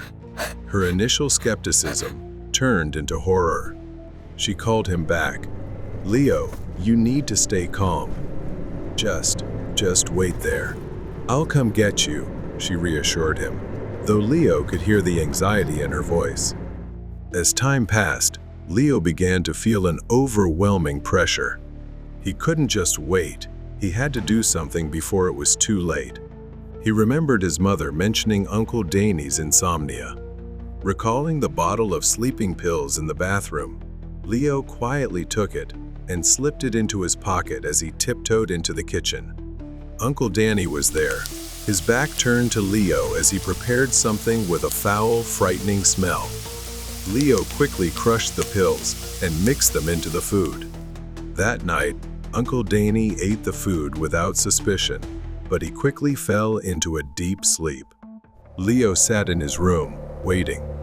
The storm outside raged on, and the world beyond seemed to be closing in on him. His mother called again, telling him that a light snowstorm was sweeping through the area, but she would try to get there as soon as possible. Time was running out. Hours passed. Leo couldn't take it anymore. He had to ensure his mother would arrive. He went downstairs, and that's when he saw him again. Uncle Donnie approached Leo in a frightening manner, but Leo smiled, acting as though nothing was wrong. Leo told him his mother was coming to visit, and that she said she was very hungry. He asked if Uncle Danny could help him prepare a meal for her, Leo breathed a sigh of relief when his uncle froze for a moment before smiling and agreeing. It felt like a narrow escape. Leo needed to come up with more ways to stall for time until his mother arrived. The upcoming moments would be a living nightmare. After a while, Uncle Danny went to the back of the house, while the snow outside continued to fall heavily. The ticking of the old clock seemed louder in the silence. Suddenly, the doorbell rang. It was a man standing on the doorstep, his face pale and cold. He introduced himself as being from the town hospital, saying that Uncle Danny hadn't shown up for his volunteer shifts in days and hadn't been heard from. Leo didn't know how to respond, unsure if his suspicions were correct, so he simply said Uncle Danny was out. The man left, but Leo's unease continued to grow. Later, while Uncle Danny was away, Leo didn't know what to do, so he began exploring the house and discovered secrets in the basement. When he opened the basement door, the room was cluttered with old boxes and furniture. He found jars filled with strange, wriggling creatures, along with the rancid stench of rotting food. Among the mess, Leo found an old photo of two people, a woman and a man. The man looked strikingly like Uncle Danny, only older and slightly different. The snowstorm worsened. The lights flickered, and eventually, the house was plunged into darkness. Leo used the dim glow of his phone flashlight and slowly crept up the stairs. He wandered toward the living room aimlessly. Then suddenly, a creaking sound came from somewhere in the house. In the living room, through the faint light streaming in from outside, Leo saw a figure sitting on a chair, facing the wall. It was a familiar silhouette. The silence in the room was stifling. Without warning, Uncle Danny suddenly turned around, his wild, vacant eyes glaring at Leo. "You think I didn't know, Leo?" Leo froze, fear washing over him. His heart pounded as if it wanted to escape his chest. He swallowed hard, trying to stay calm, but his hands began trembling. Donnie took a step closer, leaning in, his voice low and tense. "You ate the cake in my fridge, didn't you?" Leo froze, his eyes wide, muttering a vague apology and offering an excuse to deflect suspicion. In truth, he didn't even know the cake existed. Moments later, the lights came back on, and Leo tried to think of a way to stall until his mother arrived. In his anxiety, he recalled Uncle Danny once mentioning a small cellar under the kitchen where he kept special items. He asked his uncle to retrieve an item for him, claiming he was afraid of the dark and confined spaces. Donnie paused, staring at Leo with a puzzled expression. "All right, Leo," he said, his voice slow, as though contemplating something. Then he uttered a chilling sentence. "One last time, I'll indulge you." Danny bent down, yanking the cellar door open. The hinges screeched loudly in the eerie silence as he squinted into the darkness below. The cellar was pitch black, and a musty odor wafted out, forcing Leo to step back to steady himself. As Danny was halfway into the cellar, Leo suddenly heard him let out a cold, menacing chuckle. Then he stopped, looked up at Leo and said, "You know, Leo, there's so much more to discover down here. Would you like to come in?" Leo shuddered, fear rising in his throat. But he managed to keep his composure and immediately declined. Donnie laughed loudly, then continued descending into the cellar. Once he was completely out of sight, Leo realized he had only one chance. But at that moment, Donnie suddenly looked up, his eyes gleaming like a predator spotting prey, shouting to ask what Leo was doing. Leo didn't answer, quickly stepping forward, grabbing the cellar door and slamming it shut with all his strength. Donnie roared from below, his screams a mix of rage and panic. He hurriedly slid the latch to lock the cellar door. From below, Donnie's pounding on the door echoed fiercely. When the police and his mother arrived, Donnie was pulled out of the cellar in a completely unhinged state. He screamed and repeated nonsensical words about the darkness. Leo's mother couldn't believe her eyes, as they had initially believed this man was Uncle Danny. But now, the truth was undeniable. He was a psychiatric patient. During one of Uncle Danny's volunteer shifts at the hospital where the man was being treated, he had met Danny and felt a strange connection. He became increasingly obsessed with Uncle Danny's life. When Danny mentioned Leo's upcoming visit, he decided it would be fun to experience that life, taking Danny's place. His mother held him tightly after everything they had just learned. It was over, but the pain of the loss and the truth about his late uncle would haunt Leo in sleepless nights to come. The girl in the red dress. The house we moved into after my father's death wasn't anything special, just another old, quiet mansion in the suburbs, far removed from our old life. It had been abandoned for a while, and it was clear why the rent was suspiciously cheap. Overgrown grass and neglected old furniture gave it a forgotten feel. But to my mother, it was home. I was 20 years old, and I dealt with my grief in my own way. Not long after we moved in, I began noticing small things slowly emerging in the house. But the sounds of whispers, creaking noises made me uneasy and anxious living there. It started with scratching, soft, persistent, on the other side of my bathroom door. At first, I ignored it, hoping it was just my imagination. But night after night, the sound continued. Then came the knocking, sometimes at the front door, sometimes at the window. It always came around midnight, but no one could possibly be there. We kept the gate locked, and no one could enter the yard. Yet the knocking continued. I told my mother. She dismissed it, saying, "It's just an old house." But I knew the house wasn't just old, it was holding on to something. One night, I invited my friend Joe to stay over. We were sitting in my room talking about school when we heard voices coming from the kitchen. It was well past midnight. Everyone should have been asleep. Out of curiosity, we pressed our ears against the door. A conversation was happening just outside, but we couldn't make out a single word. We tiptoed into the hallway, but the kitchen was empty, dark, cold. We checked the entire house, nothing. Everyone was asleep. The voices were gone, leaving only a chilling silence. A few weeks later, my brother decided to test his luck. He and his friends thought it would be fun to play with a Ouija board in my room while I was away. They thought it was just a silly, superstitious game. At first, nothing happened. They laughed awkwardly, asking questions but receiving no response. Then one of them froze. His face turned pale, his body stiff like a statue. Without a word, he bolted from the room, his friends close behind, terror in their eyes. Once outside, the guy finally spoke. He had seen her, a girl, standing at the bathroom door, wearing a red dress, her hand on the knob, staring at them.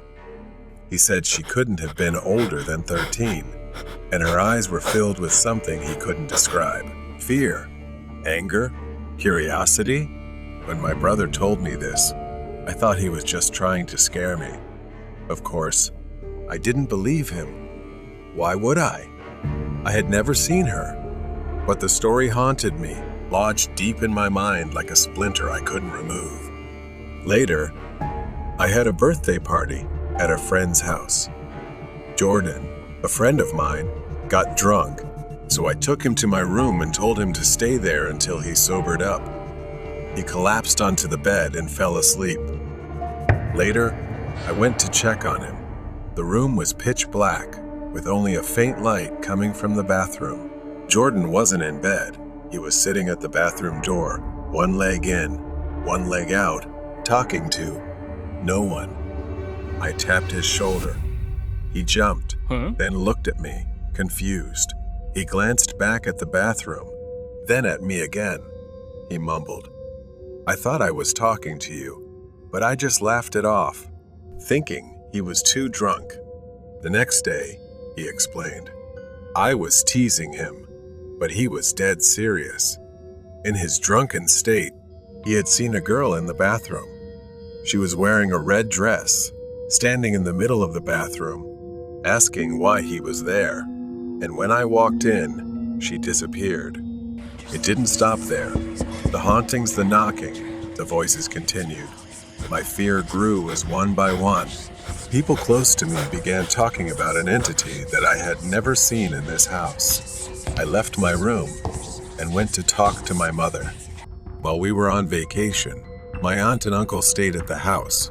When we returned, they were sleeping on the living room floor, terror etched across their faces. They said the shower in my room kept turning on by itself, and the radio too, making it impossible for them to stay inside. My mother had no choice but to confront the landlady, who initially denied everything. But the truth came out. The landlady's mother had lived in this house as a teenager with her twin sister, who had ended her life in the bathroom wearing a red dress.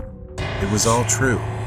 The red dress, the girl, the spirit trapped within the walls of our home. I didn't know how I was going to convince my mother to leave, but since we were struggling financially, it was piling up. So I had no choice but to stay in the house a little longer. The girl in the red dress. The days that followed were tense, filled with a thick sense of unease that blanketed the house. My mother decided we should move out and find a new place to live. However, things weren't settled yet, and we faced difficulties. So we had to stay in the house a little longer to figure things out. That was our last night in the house. I couldn't sleep. The woman in the red dress kept lingering, haunting my mind. I lay in bed, wrestling with these thoughts until I couldn't take it anymore. I needed to see the house one last time. I got out of bed and walked through the dark hallway. I headed to the bathroom, where it all began. As I reached the bathroom, a chill filled the air, heavy with tension. I hesitated at the doorway, feeling something preventing me from turning on the light. I stepped inside, the cold tiles pressing against my feet, and then I felt another presence in the room.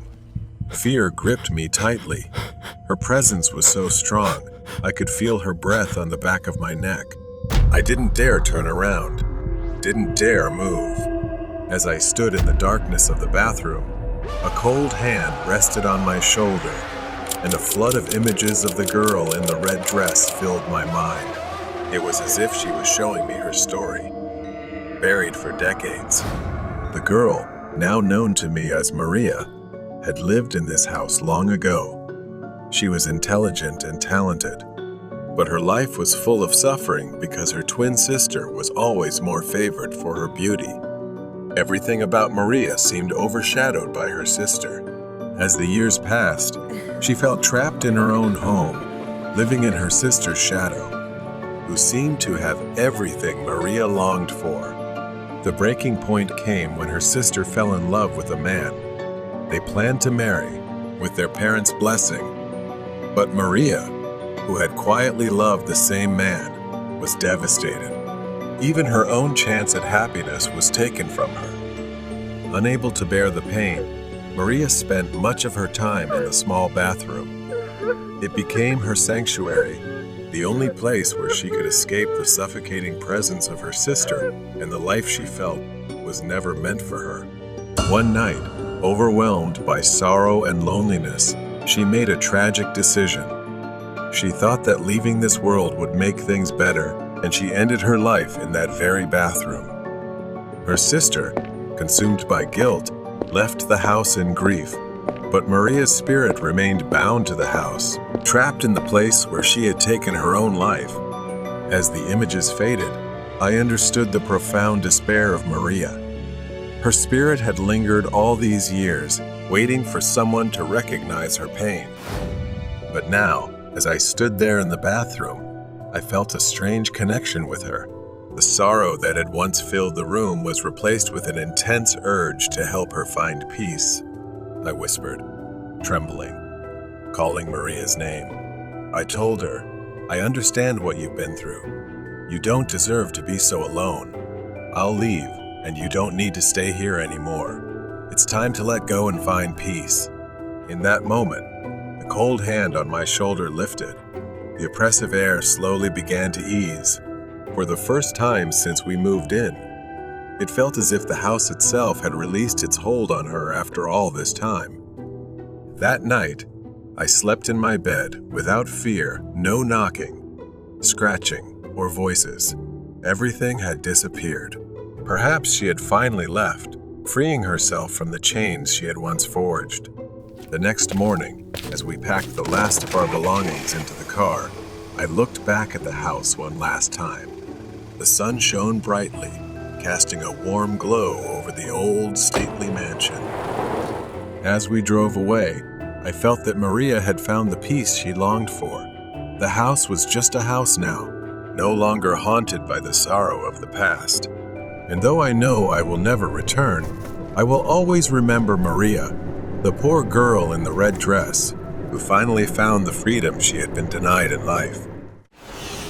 Abandoned house invaded. Behind my house, there is a large but old and decaying building. It no longer resembles a home. It now looks more like an abandoned house. It has been vacant for decades, or so my parents said. But every time I passed by, I would unmistakably hear the sound of electricity crackling from inside. It made no sense. I couldn't shake the feeling that something was wrong. Finally, one day I decided to investigate. I asked my friend Tim to come with me after school. He agreed, though we both felt a tense, underlying dread as we stood in front of the house, a bad premonition hanging in the air. As soon as we pushed the door open, it creaked on its rusty hinges, filling the silence. Inside, the air was thick with an unbearable stench, a mix of mold and rot. Scattered across the floor were piles of old dog food, and the foul odor hit us in waves. We carefully stepped through the strange debris and noticed something odd. The floor was littered with nails, hundreds of them, along with animal traps, as if someone had deliberately tried to prevent people from walking through the house. We tiptoed through, avoiding the nails, our curiosity growing stronger with each step. Then we heard the sound of an electric charge, followed by a scream of pain from upstairs. It sent a shiver down my spine. We should have turned back, but our curiosity got the better of us, and we decided to climb the stairs. On the second floor, the noise led us to a closed door. From behind it, we heard a man's voice muttering something strange, as if giving commands. What was happening on the other side? Summoning our last bit of courage, we tiptoed up the stairs and peeked inside. The sight was more horrifying than anything I could have imagined. It looked like someone had been chained up. Two people sat on the floor, appearing to be a couple who had been captured and imprisoned. Their eyes were wide open, filled with terror. A man stood before them, holding a stun gun, threatening them to follow his commands. For a moment, the room fell silent as the two people stared at us in disbelief. Their eyes pleaded for help, silently begging for mercy. Then their voices broke with desperation, sobbing and pleading not to be harmed. The man panicked, shouting at them to be quiet while violently beating them with the stun gun. But they continued screaming, their cries echoing through every corner of the room. Tim froze, paralyzed with fear, and accidentally knocked over a piece of wood, creating a loud noise. That was when the man noticed us. The man turned toward us, his eyes filled with rage. Without hesitation, he grabbed the stun gun and charged at us.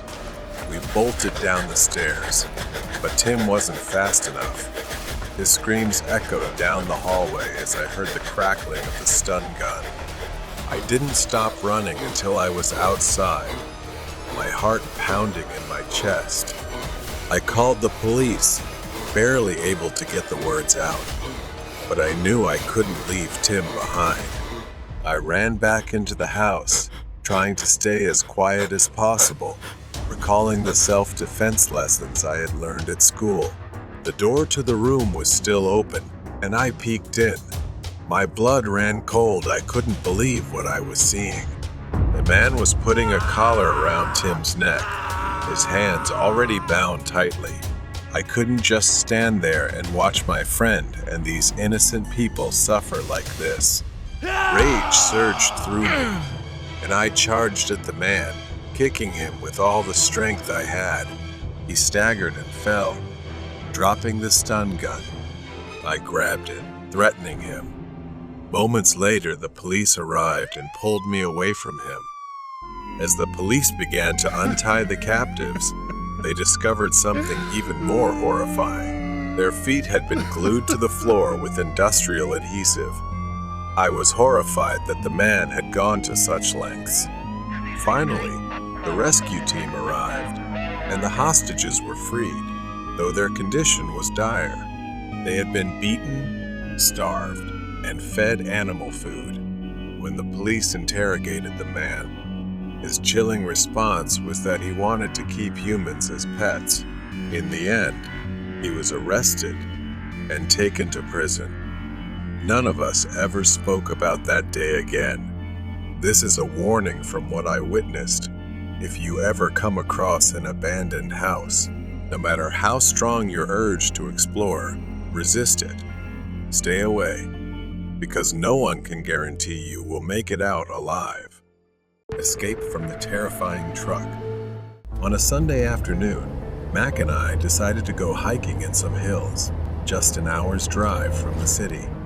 The hill we chose today had a fairly simple trail, not too steep, and when we reached the top, everything felt peaceful, just like any other time we had gone hiking. After a short rest, we started heading down, but just 10 minutes later, Mac began complaining about the rough path.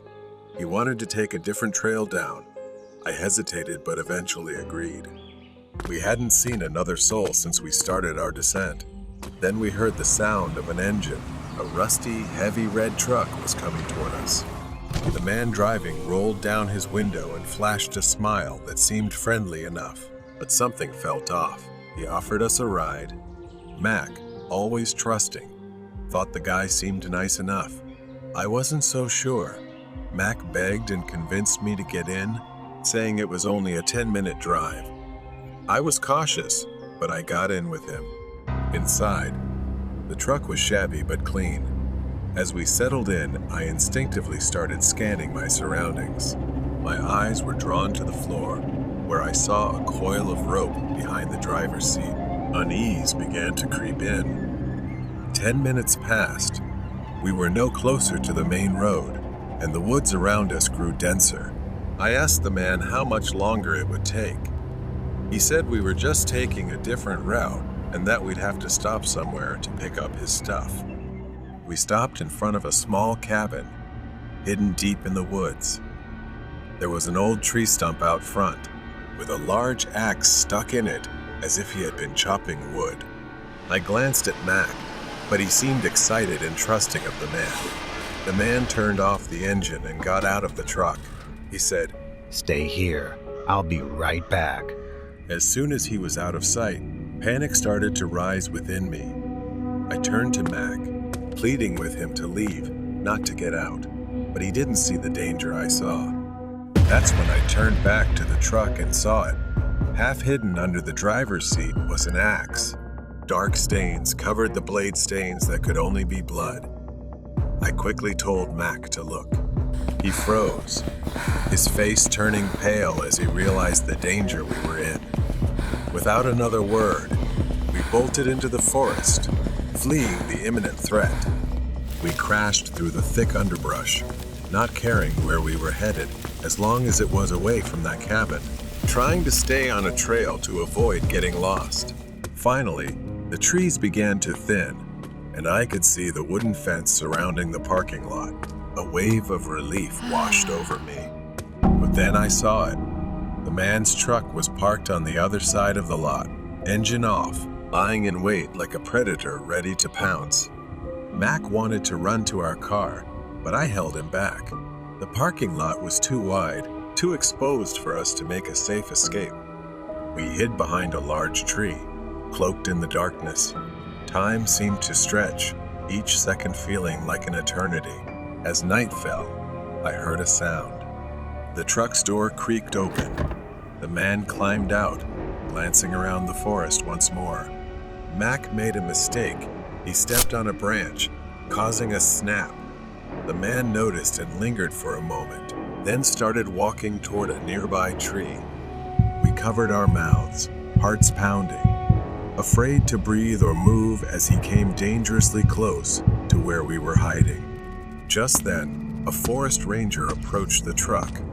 The man seemed startled or afraid of being caught, so he quickly returned to his truck and drove away. As soon as he was gone, we bolted to our car, not stopping until we were inside with the doors locked. We sped out of there as fast as we could. That night, we drove in silence. The danger was behind us, but the fear lingered. As we finally returned to safety, I couldn't help but think about what might have happened if we had stayed in that truck any longer. When we got back, we reported the incident to the forest rangers so they could investigate and warn other hikers to be more cautious. The ghost of a mother in the forest. I was never someone who truly believed in ghosts. I always thought they were just products of imagination, created to explain the unexplainable. But everything changed when I was in that cursed forest. It was supposed to be a normal overnight trip, and quite an easy one. The locals whispered about the forest being haunted, but I didn't pay much attention to that. The road was rough, and the darkness grew thicker as I drove deeper into the forest. My headlights barely cut through the fog, so I had to be more careful. Then suddenly, she appeared. An old woman stood in the middle of the road, hunched over, her eyes fixed on me as I stopped. I honked, but she didn't seem to hear, so I opened the door and shouted for her to move so I could pass. She didn't react at all. Instead, she slowly turned, looked straight at me, and asked, "Have you seen my daughter?" She kept asking, her voice growing more desperate. Then suddenly walked away, sobbing, leaving me confused and shaking. In my mind, I tried to dismiss the encounter with the woman as I continued my journey, but her words kept echoing in my head, gnawing at my sanity. When I finally made it out of the forest at dawn, I stopped at a small grocery store. The shopkeeper was kind, and I chatted with him for a while. But as I looked out the window, I saw her again, standing at the edge of the forest, staring at me. Fear started to creep in, and that's when the shopkeeper told me about her. He said that she had lost her mind after a tragic accident and now wanders the forest, searching for her long-lost daughter.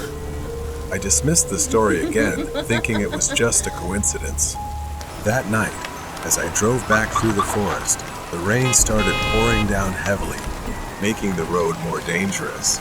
But I kept going, just wanting to get out of there as quickly as possible.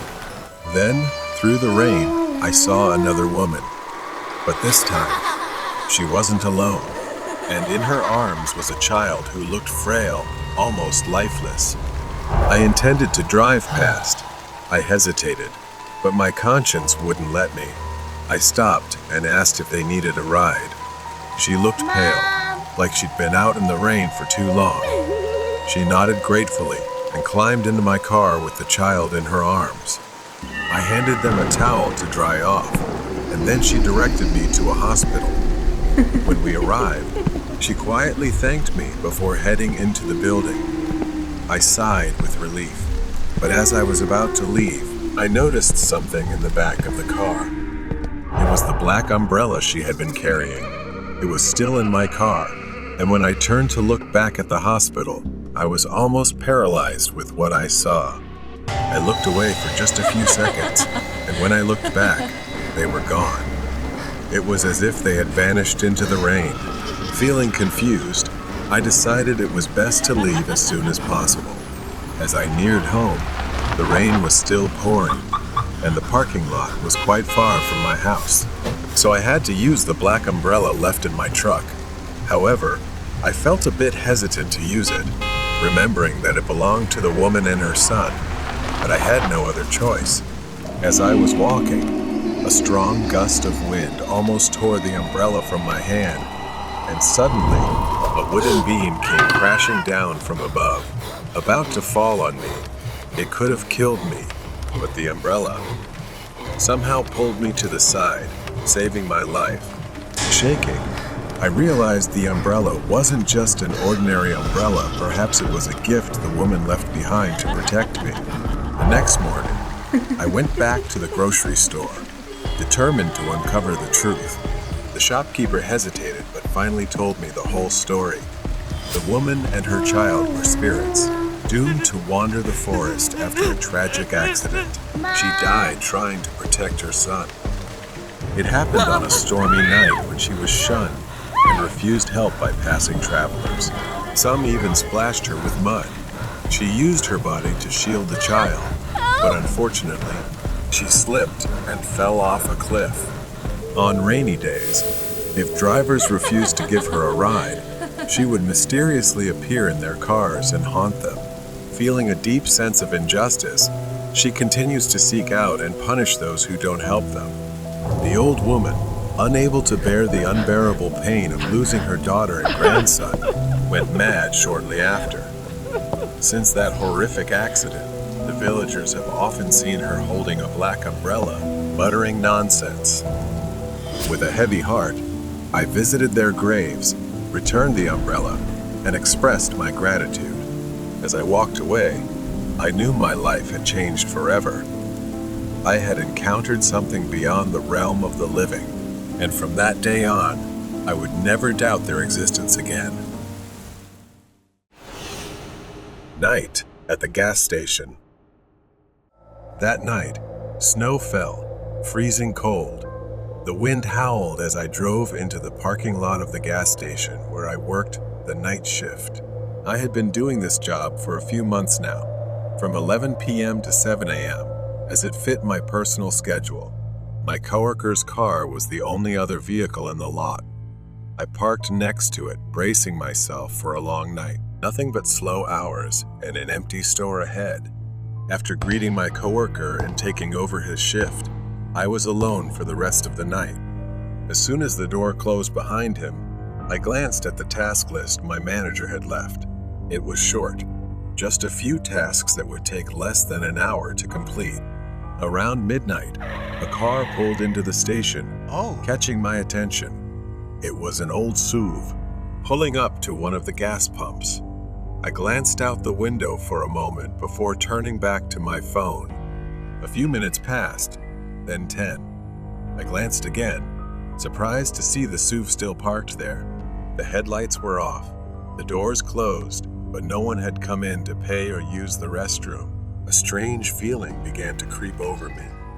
I grabbed my coat and stepped out into the freezing cold, the wind biting into my skin. The snow crunched beneath my boots as I walked toward the SUV. I peered through the window, calling out, "Hello? Is anyone in there?" But from what I could see through the frosted glass, the car was empty. A chill ran down my spine, not from the cold, but from the growing unease. There was no one in the SUV. But why would someone leave a car parked there, engine off, in freezing temperatures like this? I glanced down and noticed something strange. Footprints in the snow. They led away from the car, but not toward the front of the station. Instead, they extend toward the corner of the gas station. It was too cold for someone to just walk off and disappear like that. I hurried back inside to warm up. Once inside, I turned on the small heater next to the counter. Then a loud noise came from the back of the building. I turned around, looking through the rows of shelves in the station. Empty, nothing there. Slowly, I started walking toward the noise coming from the back of the gas station. There on the floor were small puddles of dirty water, the kind that could only come from melted snow. I followed the trail, leading me to the storage room in the back. I stopped at the door, and in the dim light of the storage room, I saw a figure half hidden among the shelves. He was standing there, tall, broad-shouldered, with a scruffy beard that gave him a disheveled, intimidating look. He was staring right at me. I stood frozen, trembling. My mind raced, trying to process what I was seeing. Who was he? How did he get in? Then he moved slightly, stepping forward. Instinctively, I backed away, my hands trembling as I reached for anything to defend myself with. My fingers touched a metal crowbar leaning against the wall. I gripped it tightly. I stammered, my voice barely a whisper. "Who are you?" But he didn't answer. As I raised the crowbar, the cold metal felt heavy in my hand. I warned him, telling him to back off or I'd call the police. He took another step forward. I screamed louder in desperation, "I'm warning you." I swung the crowbar through the air. He staggered back, slipping on the wet floor. He groaned, clutching his leg as if he twisted it in pain. The opportunity was there, and I didn't miss it. I bolted back to the front of the store. I ran to the counter, my hands shaking uncontrollably as I picked up the store phone and whispered to 911 for help. Every second felt like an hour as I waited. My eyes locked on the storage room door. When the police arrived, I pointed them to the back. 2 officers cautiously entered, flashlights raised as they swept the storage room. I expected to hear them shout out, telling me they'd found him, but instead, they emerged with puzzled looks on their faces. They found wet footprints leading out the back door, disappearing into the snow-covered forest behind the gas station. They followed the trail, but the vast, dark expanse seemed to swallow everything. He had vanished, leaving only a mystery. The SUV had been towed away. I still work the night shift, but every time I hear a noise from the back or see a car pull into the station, I get more cautious. He could be out there, watching, waiting. But one thing is certain, I was lucky to survive that night. Night at the gas station, the return. The memory of that snowy night still lingers in my mind. It's been over 2 weeks, and the police are still searching for him. Since then, unease has stayed with me. I've become more cautious, more aware of every detail. I thought it was over, but I was wrong. Light snow fell tonight, and the parking lot was empty. No cars, no customers, only the constant hum of the station lights and the heater struggling to keep the cold at bay. I gazed out the window, just like I had every night since then. I decided to keep busy with the small tasks my manager had left me. Stocking shelves, wiping the counter, anything to keep my mind occupied. As I bent down to organize some snacks, I heard it. A soft creaking sound from the back. It was the same sound I had heard that night, the one that led me to the storage room. I stood up slowly, waiting, listening for more. I told myself it was nothing, but I couldn't shake the feeling that I was being watched. Just as I began to relax, headlights swept across the parking lot. A car slowly pulled in. It was the same type of SUV again. I froze, watching it stop near the gas pump. I grabbed my coat, knowing I couldn't avoid this. A feeling of dread crept over me as if everything was about to happen again. I stepped outside, the cold wind biting my face as I approached the SUV. I cautiously peered inside. This time, there was someone inside. A man wearing a thick coat, his face partially obscured by a knit hat. I asked, "Do you need help?" The man didn't respond right away. He slowly turned his head, his movements deliberate. Then he spoke in a low, raspy voice. "I am here for what I left behind." Before I could respond, he opened the car door and stepped out. He was tall and moved toward me, and instinctively, I took a step back. I ran inside, slamming the door shut. My fingers fumbled for my phone to call the police. I gasped as I told them, "He's back. The man from before. Please send help." I glanced around, looking for the crowbar I had used before. It was leaning against the wall near the counter. I grabbed it tightly as I heard the man approach the entrance. The door rattled as he tried the handle, but it was locked. Then I heard him move toward the back door. I crept toward the storage room. The back door was still shut, but I knew he was out there. I could hear him moving, his footsteps crunching in the snow. Suddenly, the door handle began to shake. I backed away, gripping the crowbar. The door creaked open slowly, letting in a rush of cold air. I could see his silhouette. It was still him. The scruffy beard, the broad shoulders. His eyes fixed on me, wild and crazed. This time, I didn't wait. I swung the crowbar. He ducked, barely dodging the blow. I swung again, and this time, I hit his arm. He groaned in pain, staggering back, but he didn't fall. Instead, he lunged at me, grabbing the crowbar with a force I didn't expect. The metal slipped from my hands and fell to the ground. I stumbled back. Then I saw my chance the exit, and I ran as fast as I could toward it. I ran outside, the snow crunching beneath my boots. I could hear him behind me. I sprinted toward the forest, needing to get away from him. Branches whipped against my face as I rushed into the woods, the cold biting into my skin, causing sharp pain. I tripped. My foot caught in a tree root hidden beneath the snow. It sapped all the strength out of me. I tried to get up, but before I could move, I felt his hand grab my ankle, pulling me back.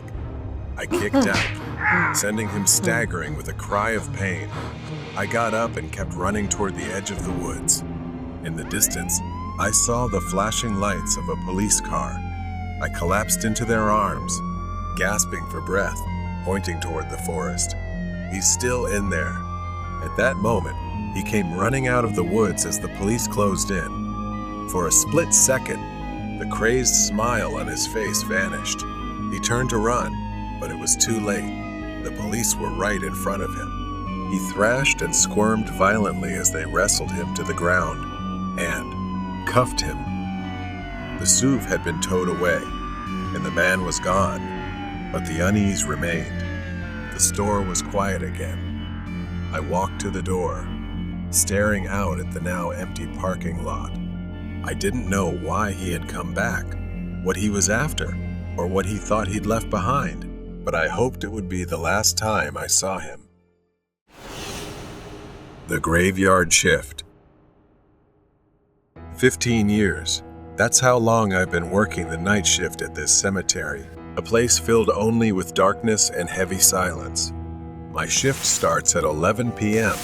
and ends at 7 a.m., during a time when the rest of the world is asleep. Over the years, I've seen a lot, mainly teenagers causing trouble, or the occasional group of drunk people, but tonight was different. The night started like any other. I arrived early, had a brief chat with a daytime worker before he left. Then, it was on to the usual routine, a quick check. My only job was to drive the golf cart around occasionally, making sure everything was in order. Nothing happened, and tonight, nothing seemed to be happening either. I drove around several times before heading back to the security room for a break, which was right inside the cemetery grounds. Around 2 a.m., I decided to take another lap. As I reached the end of the yard, the headlights of the golf cart swept across the fence, hidden in the darkness. That's when I saw him, a figure standing by the fence. At first, it was just a shadow. I drove closer. Now, I could see it was a man standing outside the fence. His features were barely visible, obscured by the shadows. He was standing still, looking towards me. I didn't want to confront him, not yet, so I decided to circle the parking lot, hoping he'd be gone when I returned. But when I came back, he was gone. A deep sense of unease began to settle in. I got out of the cart, slowly, scanning the area again to make sure he hadn't snuck in. But everything seemed normal. Nothing was out of place.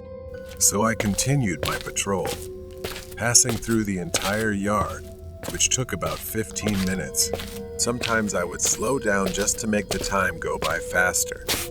15 minutes later, I got back in the cart and returned to the same spot. He was there again, but this time, he was inside the cemetery, standing on the gravel path. My heart raced as I drove closer, the gravel crunching under the tires.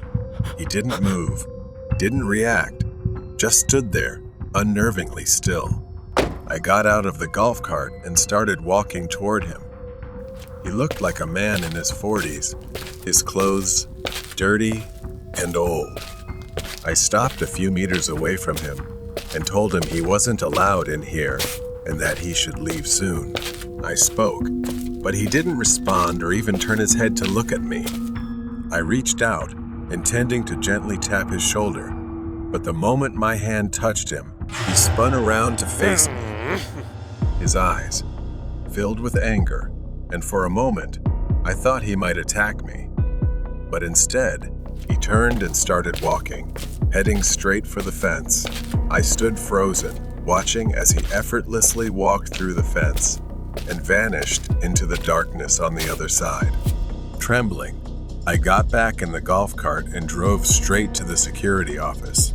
I needed to calm down, to think. Once inside, I locked the door and tried to steady myself, trying to stay calm. Minutes passed, though it felt like hours, and then there was a loud knock at the door. I jumped, my heart racing. Another knock followed, this time more forceful. Panic set in. I had nowhere to go. My mind raced as I grabbed the landline and dialed 911. I explained what was happening, my eyes fixed on the door. The knocking continued, relentless, until it suddenly stopped. The next day, I sat with my manager as we reviewed the CCTV footage. The grainy black and white video played on a small screen, showing the man I had seen the night before. What I saw was horrifying. Just minutes after I entered, the man I had seen in the yard walked to the door. He stood there, motionless, for almost 15 minutes before he began pounding on the door. In his hand, he held something, but the footage wasn't clear enough to tell what it was.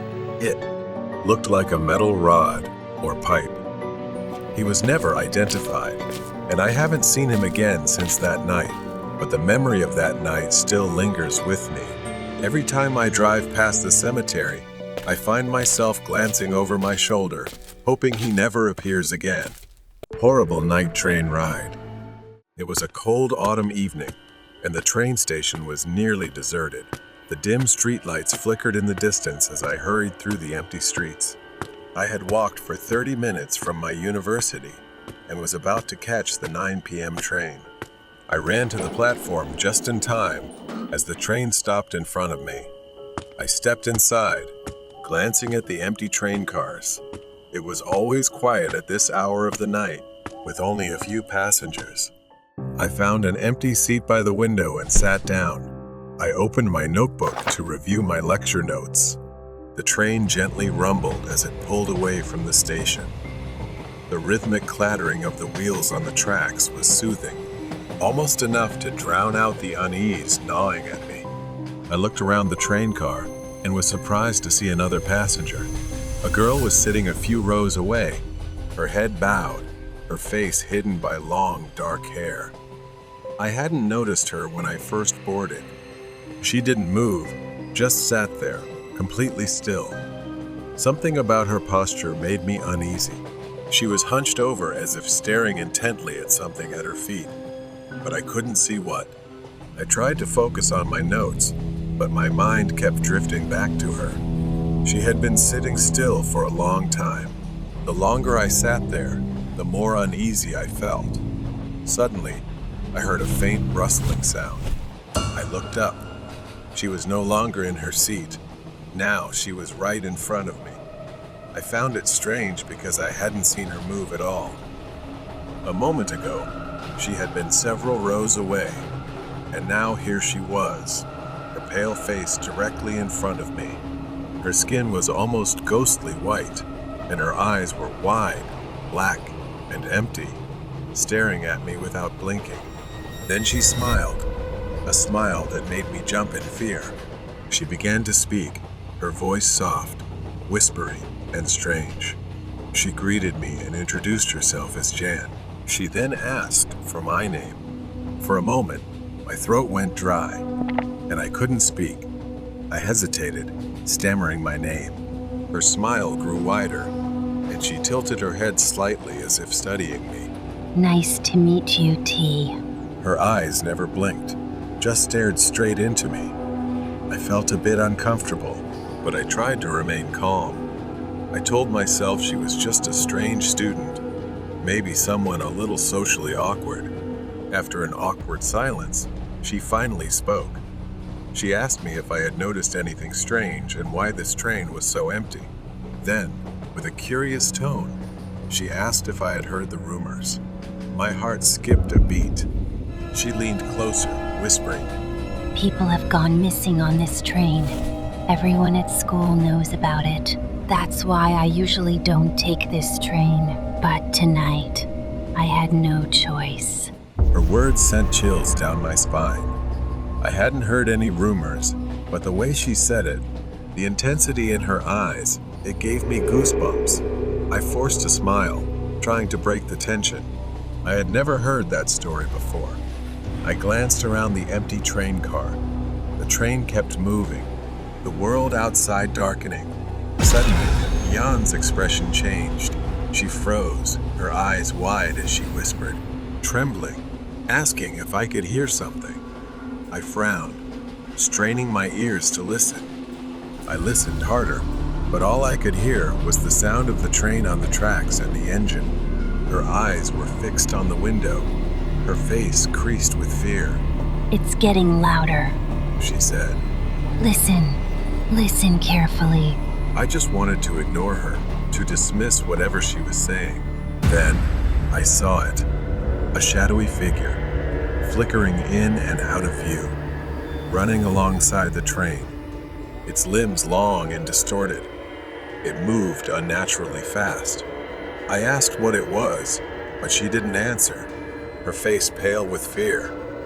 She whispered, It's coming. The train shook. The lights flickered for a moment. I jumped, gripping the edge of my seat. The lights flickered again, and when they came back on, Jan was gone. I blinked, my mind reeling. How could she have disappeared like that? I stood up, looking around the car, but there was no sign of her. The train began to slow down. The door slid open, and a thick darkness enveloped me. I couldn't see anything. My heart pounded in my chest as I backed away, my breath visible in the cold air. And then I felt a cold hand gripping my shoulder. Horrible night train ride. From behind, I felt an icy hand gripping tightly on my shoulder. I froze, my breath catching in my throat as the cold fingers tightened. Slowly, I turned my head, but there was no one there. I staggered back out of the compartment, my body shaking as I looked around frantically. The train was still there, silent and motionless on the tracks. I don't know where I am. The only light comes from the flickering light of the train window. I started walking along the length of the train, hoping to find some clue about where we had stopped. My footsteps crunched heavily on the gravel. Then, I heard a faint rustling noise behind me. Instinct told me to run, but I didn't know where to go. My only option was to go back inside. I couldn't stay out here, but the thought of stepping back into that strange train filled me with fear. Still, I had no other choice. Stepping inside, the air felt heavier, more stifling than before. The dim lights flickered weakly, casting shadows over the empty seats. In the distance, near the end of the train car, there was a figure sitting motionless, head bowed, just like the girl Jan I had met.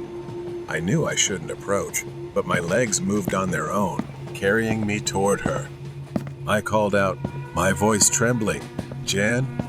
I stopped a few feet away, staring at the figure. Her hair hung limply over her face, wet and dripping, as if she had just emerged from a pool of water. I stepped closer, intending to touch her, calling Jan again. She didn't respond. Then, she finally moved. She slowly turned her head toward me, her movements unnaturally stiff, jerking like a robot. My breath caught in my throat as her face came into view. Her eyes, once dark and intense, were now completely empty, like black voids staring right through me. Her skin was pale, almost translucent, and her lips curled into that same strange smile as before. There was a faint hissing sound, perhaps coming from her. Before I could react, she stood up, her body rising off the ground, floating. Her feet no longer touched the floor. She hovered just above it, her long hair flowing in the air. I was frozen in place, horrified as Jan's form began to change, her body stretching and distorting. It was something I had never seen in real life. A voice echoed through the train car, coming from everywhere, surrounding me. Why did you come back? Why are you here? My mind raced, trying to make sense of what was happening. This couldn't be real. I needed to get out and leave. But when I turned to run, I felt something cold and invisible pressing against my chest. I moved like a puppet, being forced back into the seat. The lights flickered violently, casting wild, shaking shadows as if the train had come alive. Suddenly, the whispering stopped. Silence filled the air. I looked up, and there was Jan, floating, her long, translucent fingers reaching toward my face. She told me to come with her, that I could never leave. The cold radiated from her, seeping into my bones, freezing me. Her fingers brushed against my skin, and in that moment, I was no longer on the train. I was floating in an empty void, with nothing but the sound of my own panicked breathing. I tried to move, but I couldn't. My body wouldn't respond. I was trapped. Then, from the darkness, I saw them other figures, floating, drifting. Their forms were distorted, their faces obscured, and their eyes were empty. I couldn't breathe. Was this what happened to the missing passengers? Had they been brought here, into this void, to become part of this nightmare? And was I next? Suddenly, with a violent jerk, I was thrown back into reality. I was in my seat again, gasping for breath, drenched in cold sweat. Jan was gone. The train began to slow down, the familiar sound of the tracks returning. Finally, the train stopped at the station. The doors slid open, revealing an empty platform bathed in dim, flickering light. I staggered off the train, my legs weak and unsteady after what had happened. The doors closed, and as I turned back to look, the train began to move again, disappearing into the darkness. I didn't know if it was truly over. I stood there for a long time, staring into the void where the train had vanished.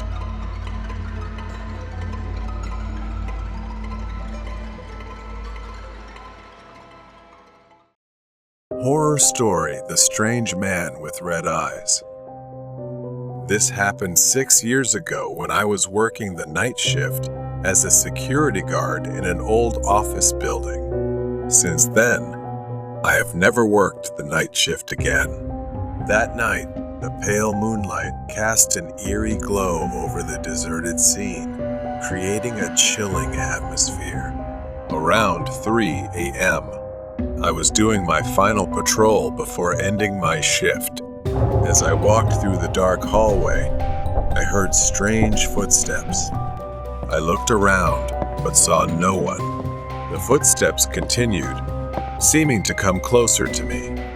I started feeling uneasy, trying to stay calm and continue my work. But just as I reached the security room, the door suddenly opened. A man with disheveled hair and bloodshot eyes walked in. He was wearing a long black coat and carrying an old suitcase. There was no one around, and I couldn't understand how he got into the building at this hour. I swallowed nervously, trying to speak to him. Do you need any help? I asked, my voice trembling. The man didn't answer right away. He just stared at me for a long moment. Then he opened his mouth, his voice raspy like the wind through a crack in the door. I need to go to a very special place, a place you will never forget. I didn't understand his meaning, but I responded anyway. I can't leave the building during my shift. Can you specify the location? The man smiled in a strange way, his thin lips curling up. All right, take me to the basement. I was surprised, but didn't want to cause trouble, so I nodded and led him there. We stepped into the elevator, the air inside becoming oppressive. When the elevator doors opened at the basement level, a cold draft swept in. The man stepped out first, and I followed, feeling more anxious. He stopped in front of a small room, its door long locked. I didn't remember ever seeing this room before. The man pulled out an old key from his coat pocket, unlocked the door, and stepped inside. I stood outside, not daring to follow. I've reached my destination, he said from inside. Thank you for guiding me. I turned to leave, but suddenly he appeared right in front of me, as quick as lightning. He placed his hand on my shoulder, gripping so tightly that it hurt. Remember, you have helped me, and I will remember you. I screamed, trying to break free, but I couldn't. A sharp pain shot through my chest, and I collapsed. My eyes gradually closed. I gradually saw the door of the room closing before my eyes, accompanied by his satisfied, creepy laughter. And then I fainted. When I opened my eyes, I was lying in a hospital bed. The doctor said I had a heart attack, but was lucky to survive. I recalled the man and asked everyone around about him, but no one had seen him, and the security cameras recorded no one but me. From the video extracted from the camera, it seems that I was talking to myself in front of the hallway door and then collapsed on the floor. It seems that I was taken to the hospital by the neighbors. I was haunted by his final look and his mysterious words. I could never forget that raspy voice. And every time I remember, I feel a chill down my spine. I had once guided a mysterious man, and it had changed my life forever. Horror story about a truck driver. I started driving trucks at the age of 25 and also encountered many strange cases on the road. I'm pretty sure I've encountered a few UFO while driving at night and occasionally encountered many strange drivers. The story I share with you today is the most horrifying and strange experience I have ever witnessed. In observation, I was 37 years old in 2009. That night was like most nights. I drove and listened to music on the radio, drinking some coffee to keep myself awake. The roads here are very deserted and covered in fog. Gradually, the fog got thicker and thicker, and I started thinking about whether I should pull over for a while or keep driving. I thought so, but in the end, I still chose to continue driving. At this time, there was no one on the country road, so it was probably safe to continue driving. To prevent bad situations from happening, such as an animal or something running across the road, I drove slowly. While I was concentrating on driving, I suddenly smelled something. I thought the smell of sodium carbonate was the worst smell I had ever smelled, but this smell is much worse. This smell quickly filled the inside of my truck.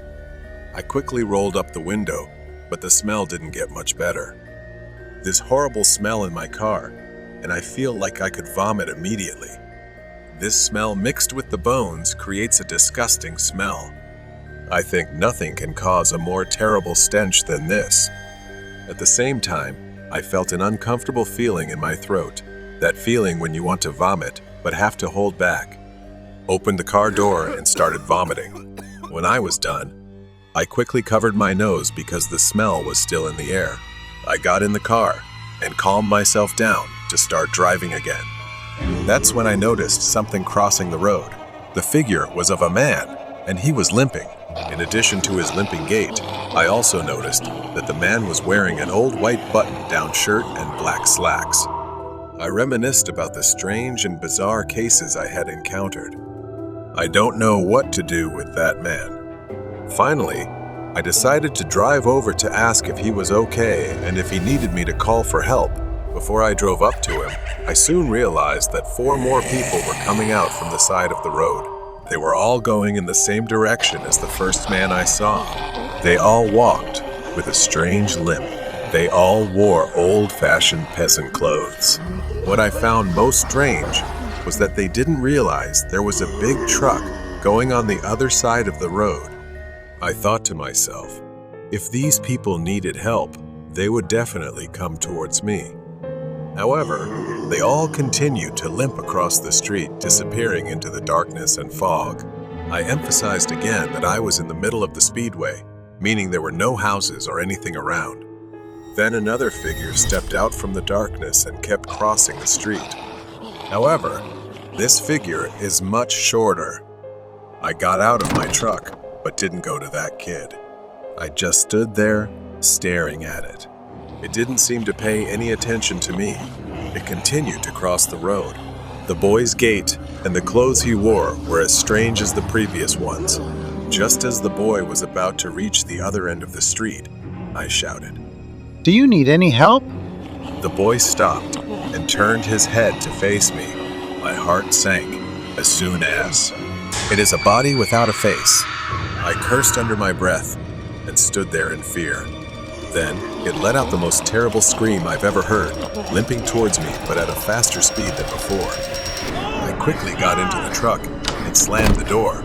The horrifying screams became more and more frequent, louder, and more people came out from the darkness. I quickly drove away from the boy, accelerating to get out of this place as soon as possible. During the escape, those people were approaching, all of them faceless.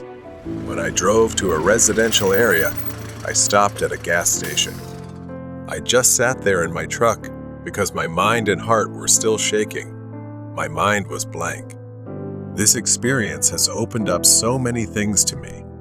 I understand that this world is really strange, and there will always exist things that we never think about. The old classroom was sealed off. It was my senior year of high school when the rumors about room 217 started circulating. Room 217 was an old, unused classroom tucked away at the end of the 3rd floor hallway, sealed off for as long as anyone could remember. The door was always locked, the windows covered in thick layers of dust. Students whispered about it in hushed tones, claiming it was haunted, though no one seemed to know why. One rainy afternoon, after staying late for an after-school project, my curiosity got the best of me. My friends had all gone home, and the school was eerily quiet. As I packed up my things, I realized I had left my notebook in the library. On my way back to get it, I wandered down the 3rd floor hallway, my footsteps echoing off the walls. The scene was so empty and scary. When I reached the end of the hall, there it was, room 217. The door looked like it hadn't been touched in years, the wood cracked and the brass handle tarnished. But to my surprise, as I approached, I heard a faint noise coming from inside, indistinct whispers. I stopped dead in my tracks, straining to hear more clearly. It was unmistakable. Someone or something was whispering behind that door. My pulse quickened as I stood there, unsure whether to leave or investigate. Against my better judgment, I reached for the doorknob, fully expecting it to be locked. It wasn't. The lock was completely rusted and no longer worked. The door creaked open with a low groan, revealing the dark, abandoned classroom inside. Desks were scattered haphazardly, chairs overturned, as if the room had been left in a hurry. Dust particles floated in the pale light that filtered through the dirty windows, and the air was thick with the smell of mold and decay. As I stepped inside, the whispering grew louder. It seemed to come from every corner of the room, though I couldn't make out any specific words. I scanned the room, but there was no one there. My heart raced, my hands trembling as I reached for the nearest desk, half expecting something to leap out at me. Suddenly, the door behind me slammed shut with a deafening bang. I spun around, my breath catching in my throat. I was locked in. The whispering grew frantic, almost angry, as if the unseen voices were arguing among themselves. My chest tightened with panic, and I backed away toward the windows, desperate to find a way out. But the windows wouldn't budge, sealed shut by years of grime and rust. Then I saw it. On the far side of the room, scrawled in jagged, uneven handwriting on the chalkboard, was a message: "Get out." The air grew colder, and the whispers intensified. They were louder now, furious, as if urging me to leave. But the door remained locked. My head spun, the pressure building in my ears. I was trapped. My legs felt like they were rooted to the floor, and fear gripped me like a vice. In a last desperate attempt, I ran to the door and yanked at the handle, but it wouldn't budge. The whispers were deafening now, like a chorus of angry voices all speaking at once, filling the room with their fury. I felt a cold breath on the back of my neck, and every hair on my body stood on end. Just when I thought I would pass out from fear, the door swung open with a violent force, and I stumbled out into the hallway. The whispering stopped instantly, leaving behind an oppressive silence. I didn't look back. I ran down the stairs, out of the building, and straight home without stopping. The next day, I told a teacher what had happened, hoping they would check the room. But when we returned to room 217, the door was locked once more, and the classroom looked undisturbed. No one believed my story. For the rest of the year, I avoided the third floor altogether. But even now, years later, I still hear the whispers in my nightmares. Something was in that room, something that wanted me gone, and I'll never forget the terror that filled my heart in the whispering classroom. The Stalker. I worked as a cashier at a home improvement store, and my coworker, Nicole, quickly became my best friend. She was very sweet, a bit shy, and unfortunately, she was often hit on by customers. Most of the time, it was just harmless flirting or a dinner invitation that she politely declined. But one day, something different happened. Nicole told me about a man who had asked her out. She had declined, as usual, saying that she had a boyfriend. The man seemed irritated but left without causing any trouble. Later that day, he came back. Nicole was helping a customer, so I was alone at the counter when he approached me. He looked quite handsome, but there was something about him that made me feel uncomfortable. He spoke in a deep voice and said he was there to see Nicole. I asked how he knew her, and he lied, saying she had agreed to go out with him and that he was there to pick her up. I knew that wasn't true, so I told him she had already left, hoping he would go away. Instead, his expression darkened, and he crossed his arms, asking why he couldn't see her. Thinking quickly, I blurted out, "She's my fiancée." It was a lie, but it was the only thing I could think of to make him back off. His eyes narrowed, and he looked me up and down with disdain. Someone like her with someone like you? He scoffed at me. I held my ground, repeating that she wasn't available.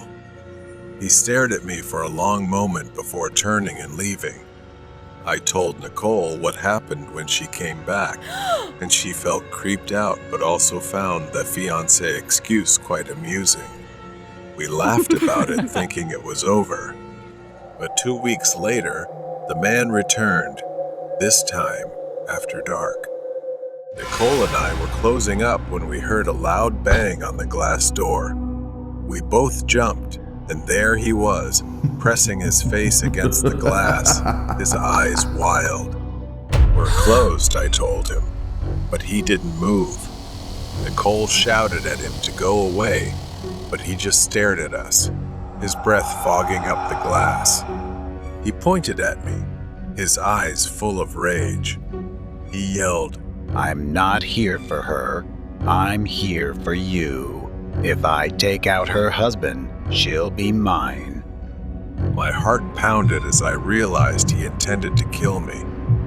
I told Nicole to run to the manager's office and call the police.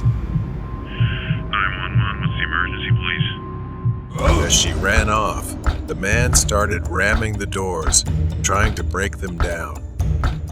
I was terrified, but I knew I had to keep him outside.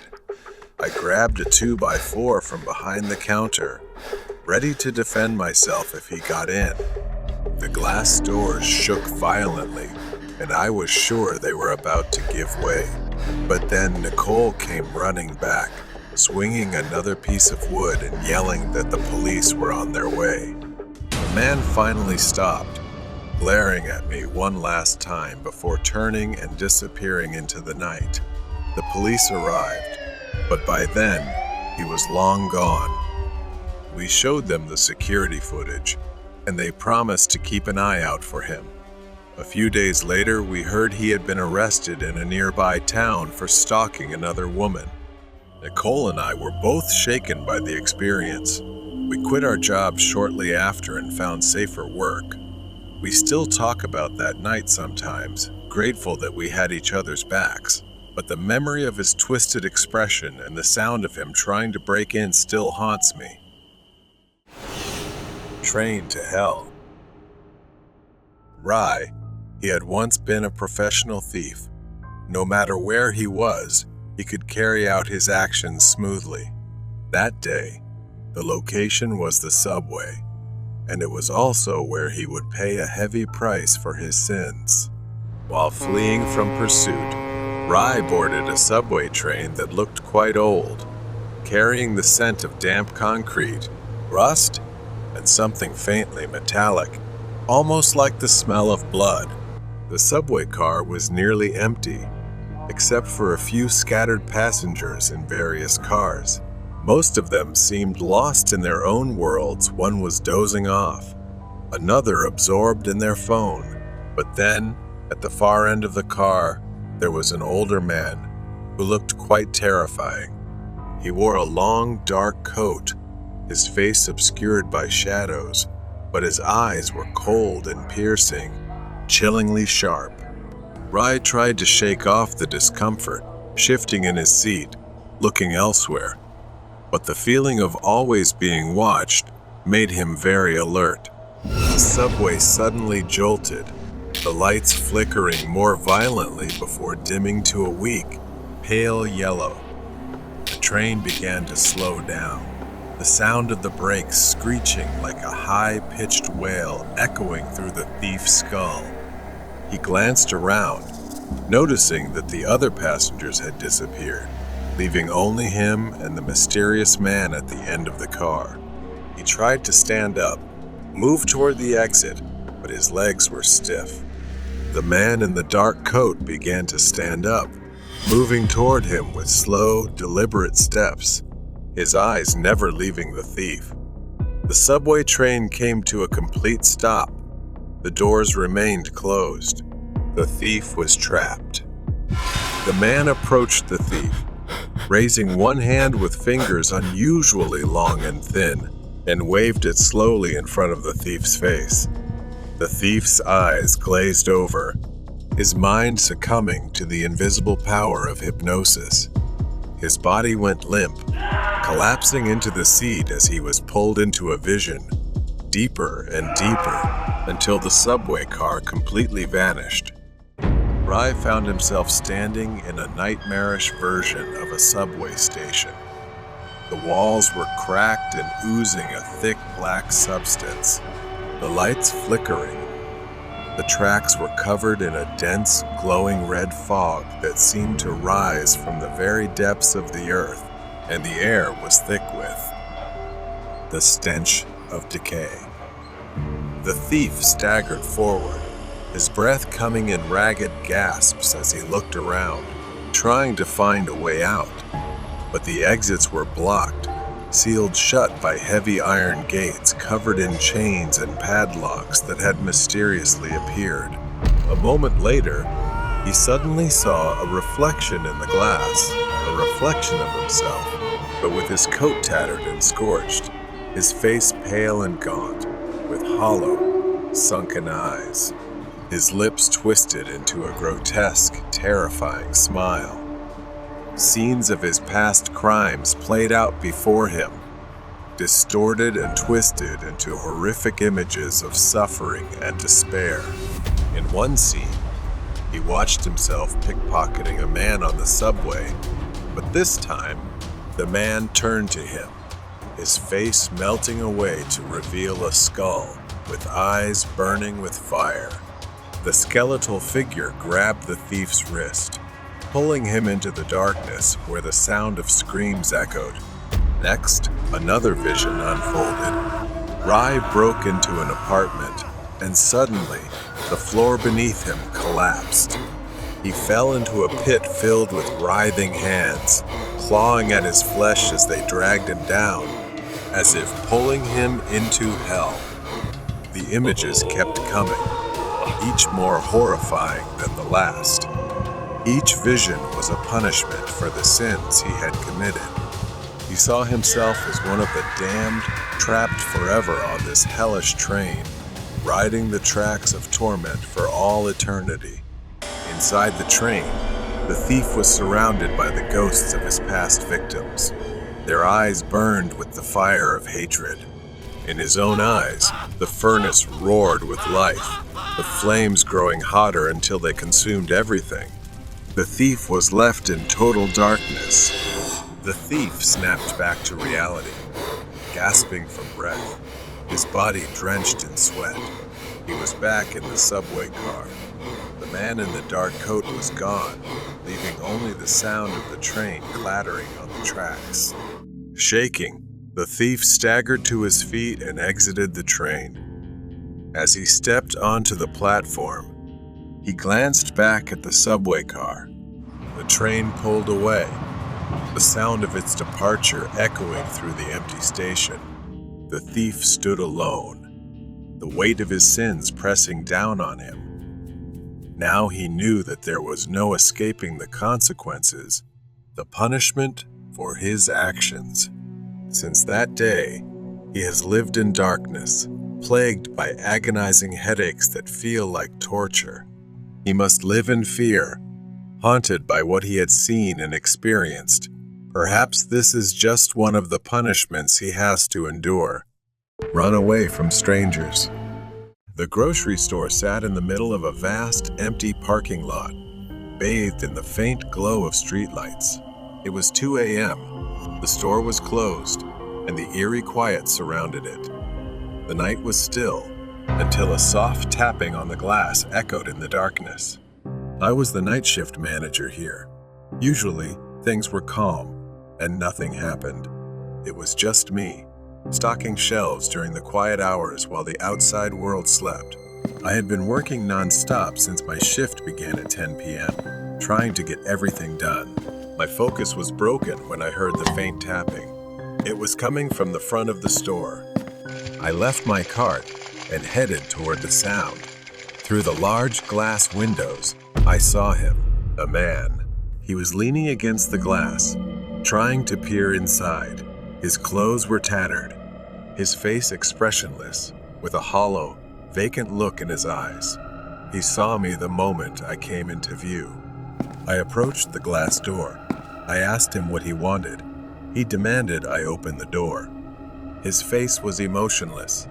No hint of a smile, just cold eyes staring at me.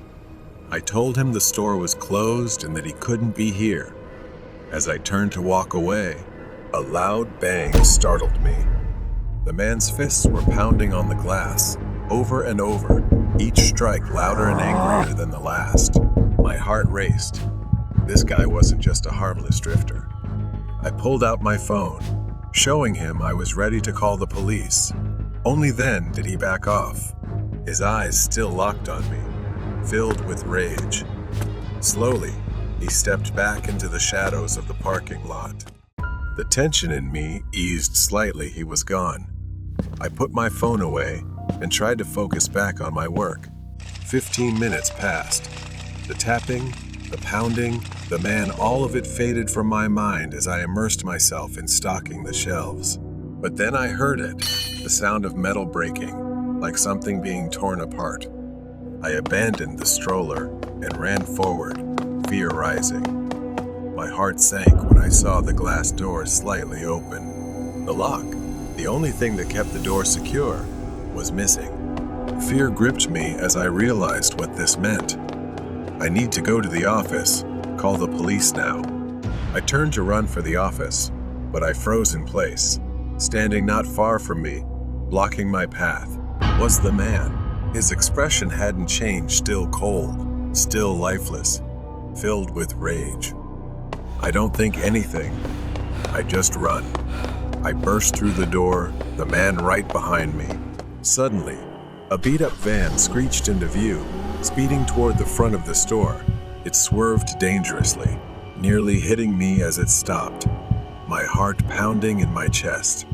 I moved forward, running past the van, but then everything flipped upside down. A sharp pain suddenly exploded at the back of my head. My body lurched forward as I fell to the ground. I didn't even have time to process what had happened before the world started fading. I felt hands grabbing me, roughly lifting me off the cold pavement. My vision blurred, darkness closing in, and the last thing I remembered was the roar of the van's engine and the sensation of being dragged inside. I woke up with a throbbing headache, my wrists tightly bound behind me.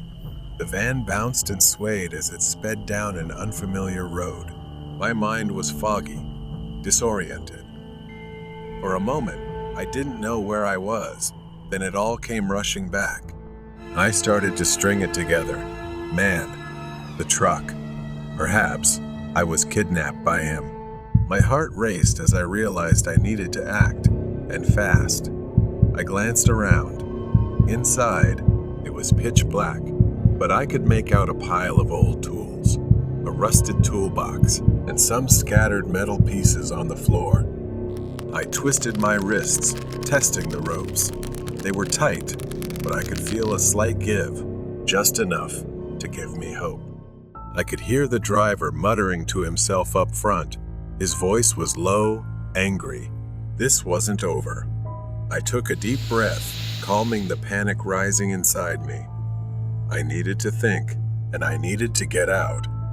I inched closer to the toolbox, my fingers searching for anything sharp. It was hard, but I found a small, jagged piece of rusted metal. I awkwardly twisted my hands, rubbing the metal against the ropes. My heart pounded with every noise the van made, every bump in the road that might expose me, each one painful enough to make me want to scream. Suddenly, I felt the ropes loosen. A few more scratches and they snapped. My wrists were free, but I couldn't move too quickly. I glanced toward the front seat, where I could see the back of the driver's head. He hadn't realized I was awake yet. I noticed the door latch wasn't locked. I needed a plan. The van slowed as it made a sharp turn onto a dirt road. This was the moment I'd been waiting for. Taking a deep breath, I yanked the back door open and jumped into the night. I hit the ground hard, pain shooting through my body as I tumbled over dirt and gravel. For a second, I thought I wouldn't be able to move, but adrenaline surged through me. I staggered to my feet, running into the thick darkness of the trees. Behind me, the van screeched to a stop. I heard the man shouting, his footsteps pounding as he chased after me, but I didn't look back. I just kept running, my heart hammering in my chest. The trees, the branches, scratched at my skin as I tore through the dense underbrush. My mind was foggy, teetering between fear and survival. I could hear the man crashing through the forest behind me, his breath heavy and furious. I couldn't let him catch me again. Ahead, I spotted a clearing and the faint glow of lights through the trees. A road. If I could get there fast, I'd be safe. I burst out of the woods and onto the road, waving my arms frantically as a car approached. The headlights blinded me, but I didn't care. I needed help. I ran into the middle of the road, screaming for them to stop. The car screeched to a halt, and I collapsed against the hood, gasping for breath. The driver jumped out, shouting something, but I was too exhausted to answer. All I could do was whisper, "Help me." The driver pulled out his phone, calling the police. I glanced back at the man. He stood at the edge of the woods, staring at me with cold, furious eyes. But he didn't come any closer. He knew it was over. The flashing lights of police cars lit up the dark road. Officers surrounded the van. The man already in handcuffs not far away. His face was cold, blank, disturbingly empty. I sat on the curb, still trembling, wrapped in a blanket the police had given me. The world felt strange, like a nightmare I couldn't wake from. But I was grateful, lucky to be alive. I was free. The police assured me that he'd be locked away, that he wouldn't hurt anyone else. But the thought still lingered in my mind. What if I hadn't escaped? What if I hadn't been fast enough? As the first light of dawn crept over the horizon, I stood by the car, watching the police take the man away. The fear was still there, clinging to the edges of my mind, but I knew I had survived. I had been lucky to survive the night shift.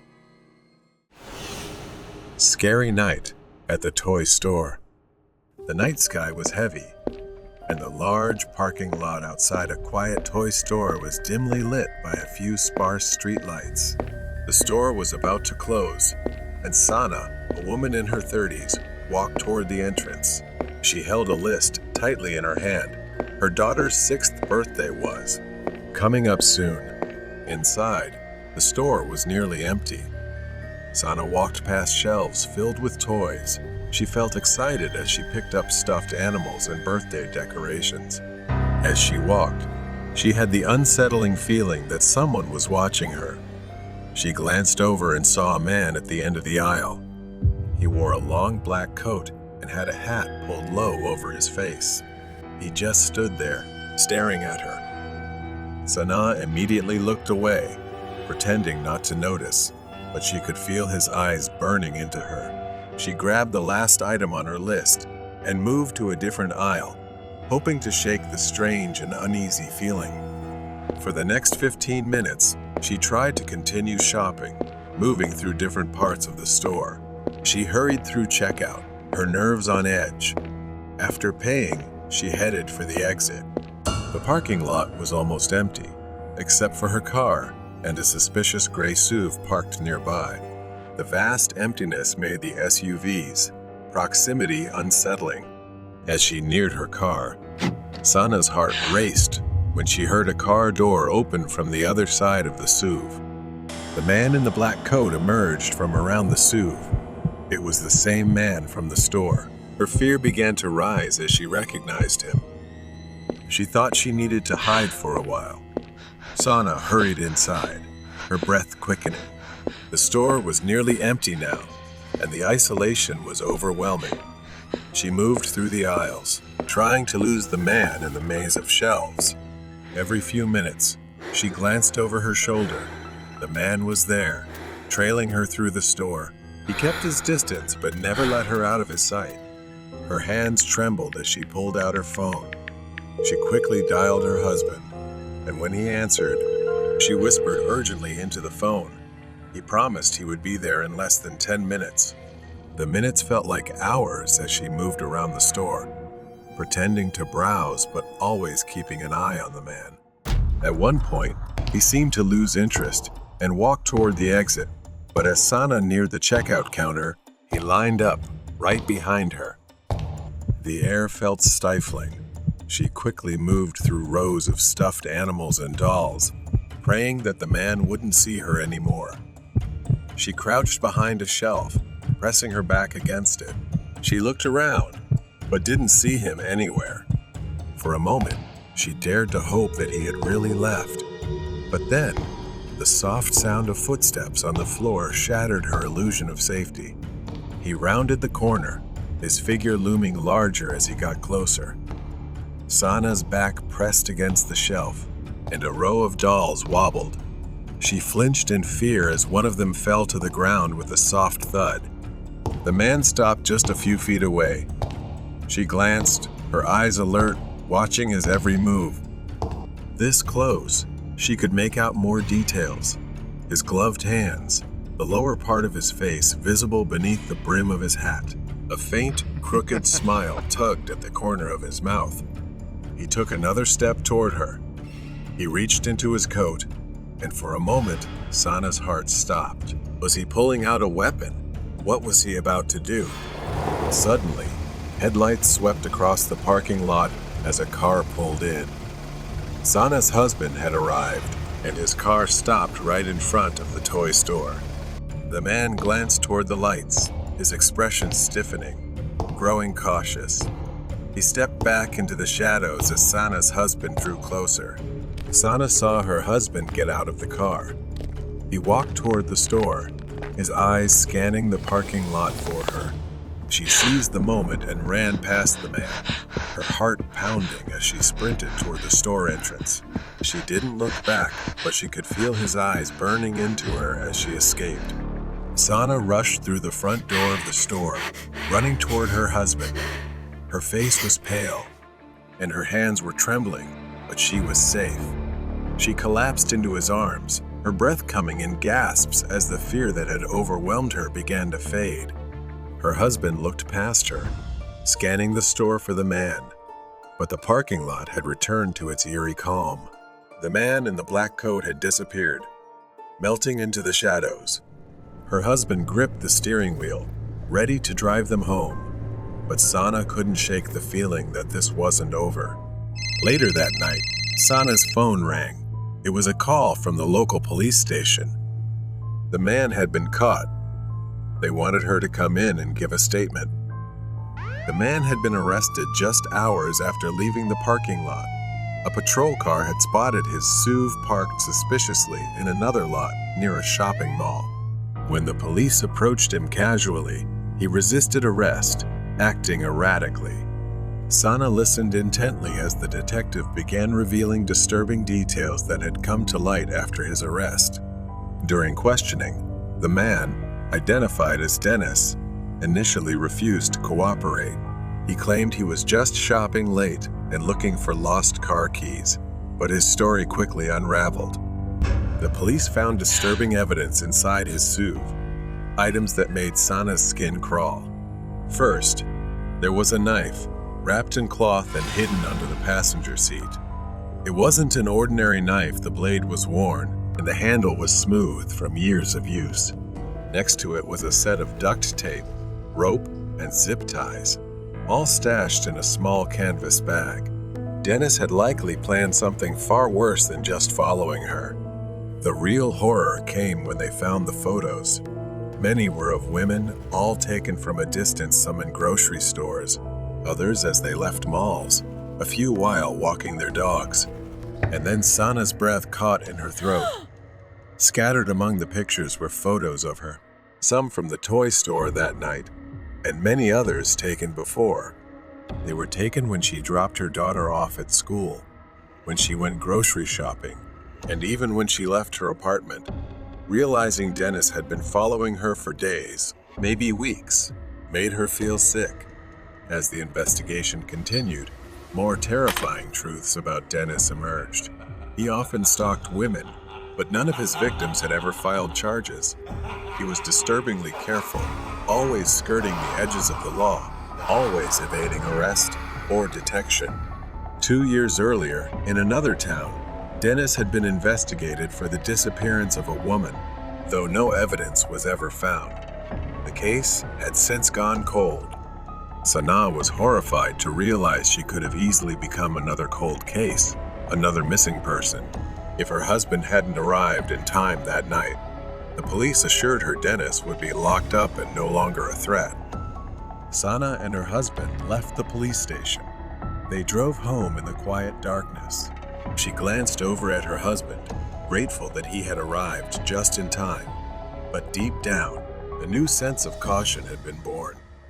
She would never let her guard down like that again.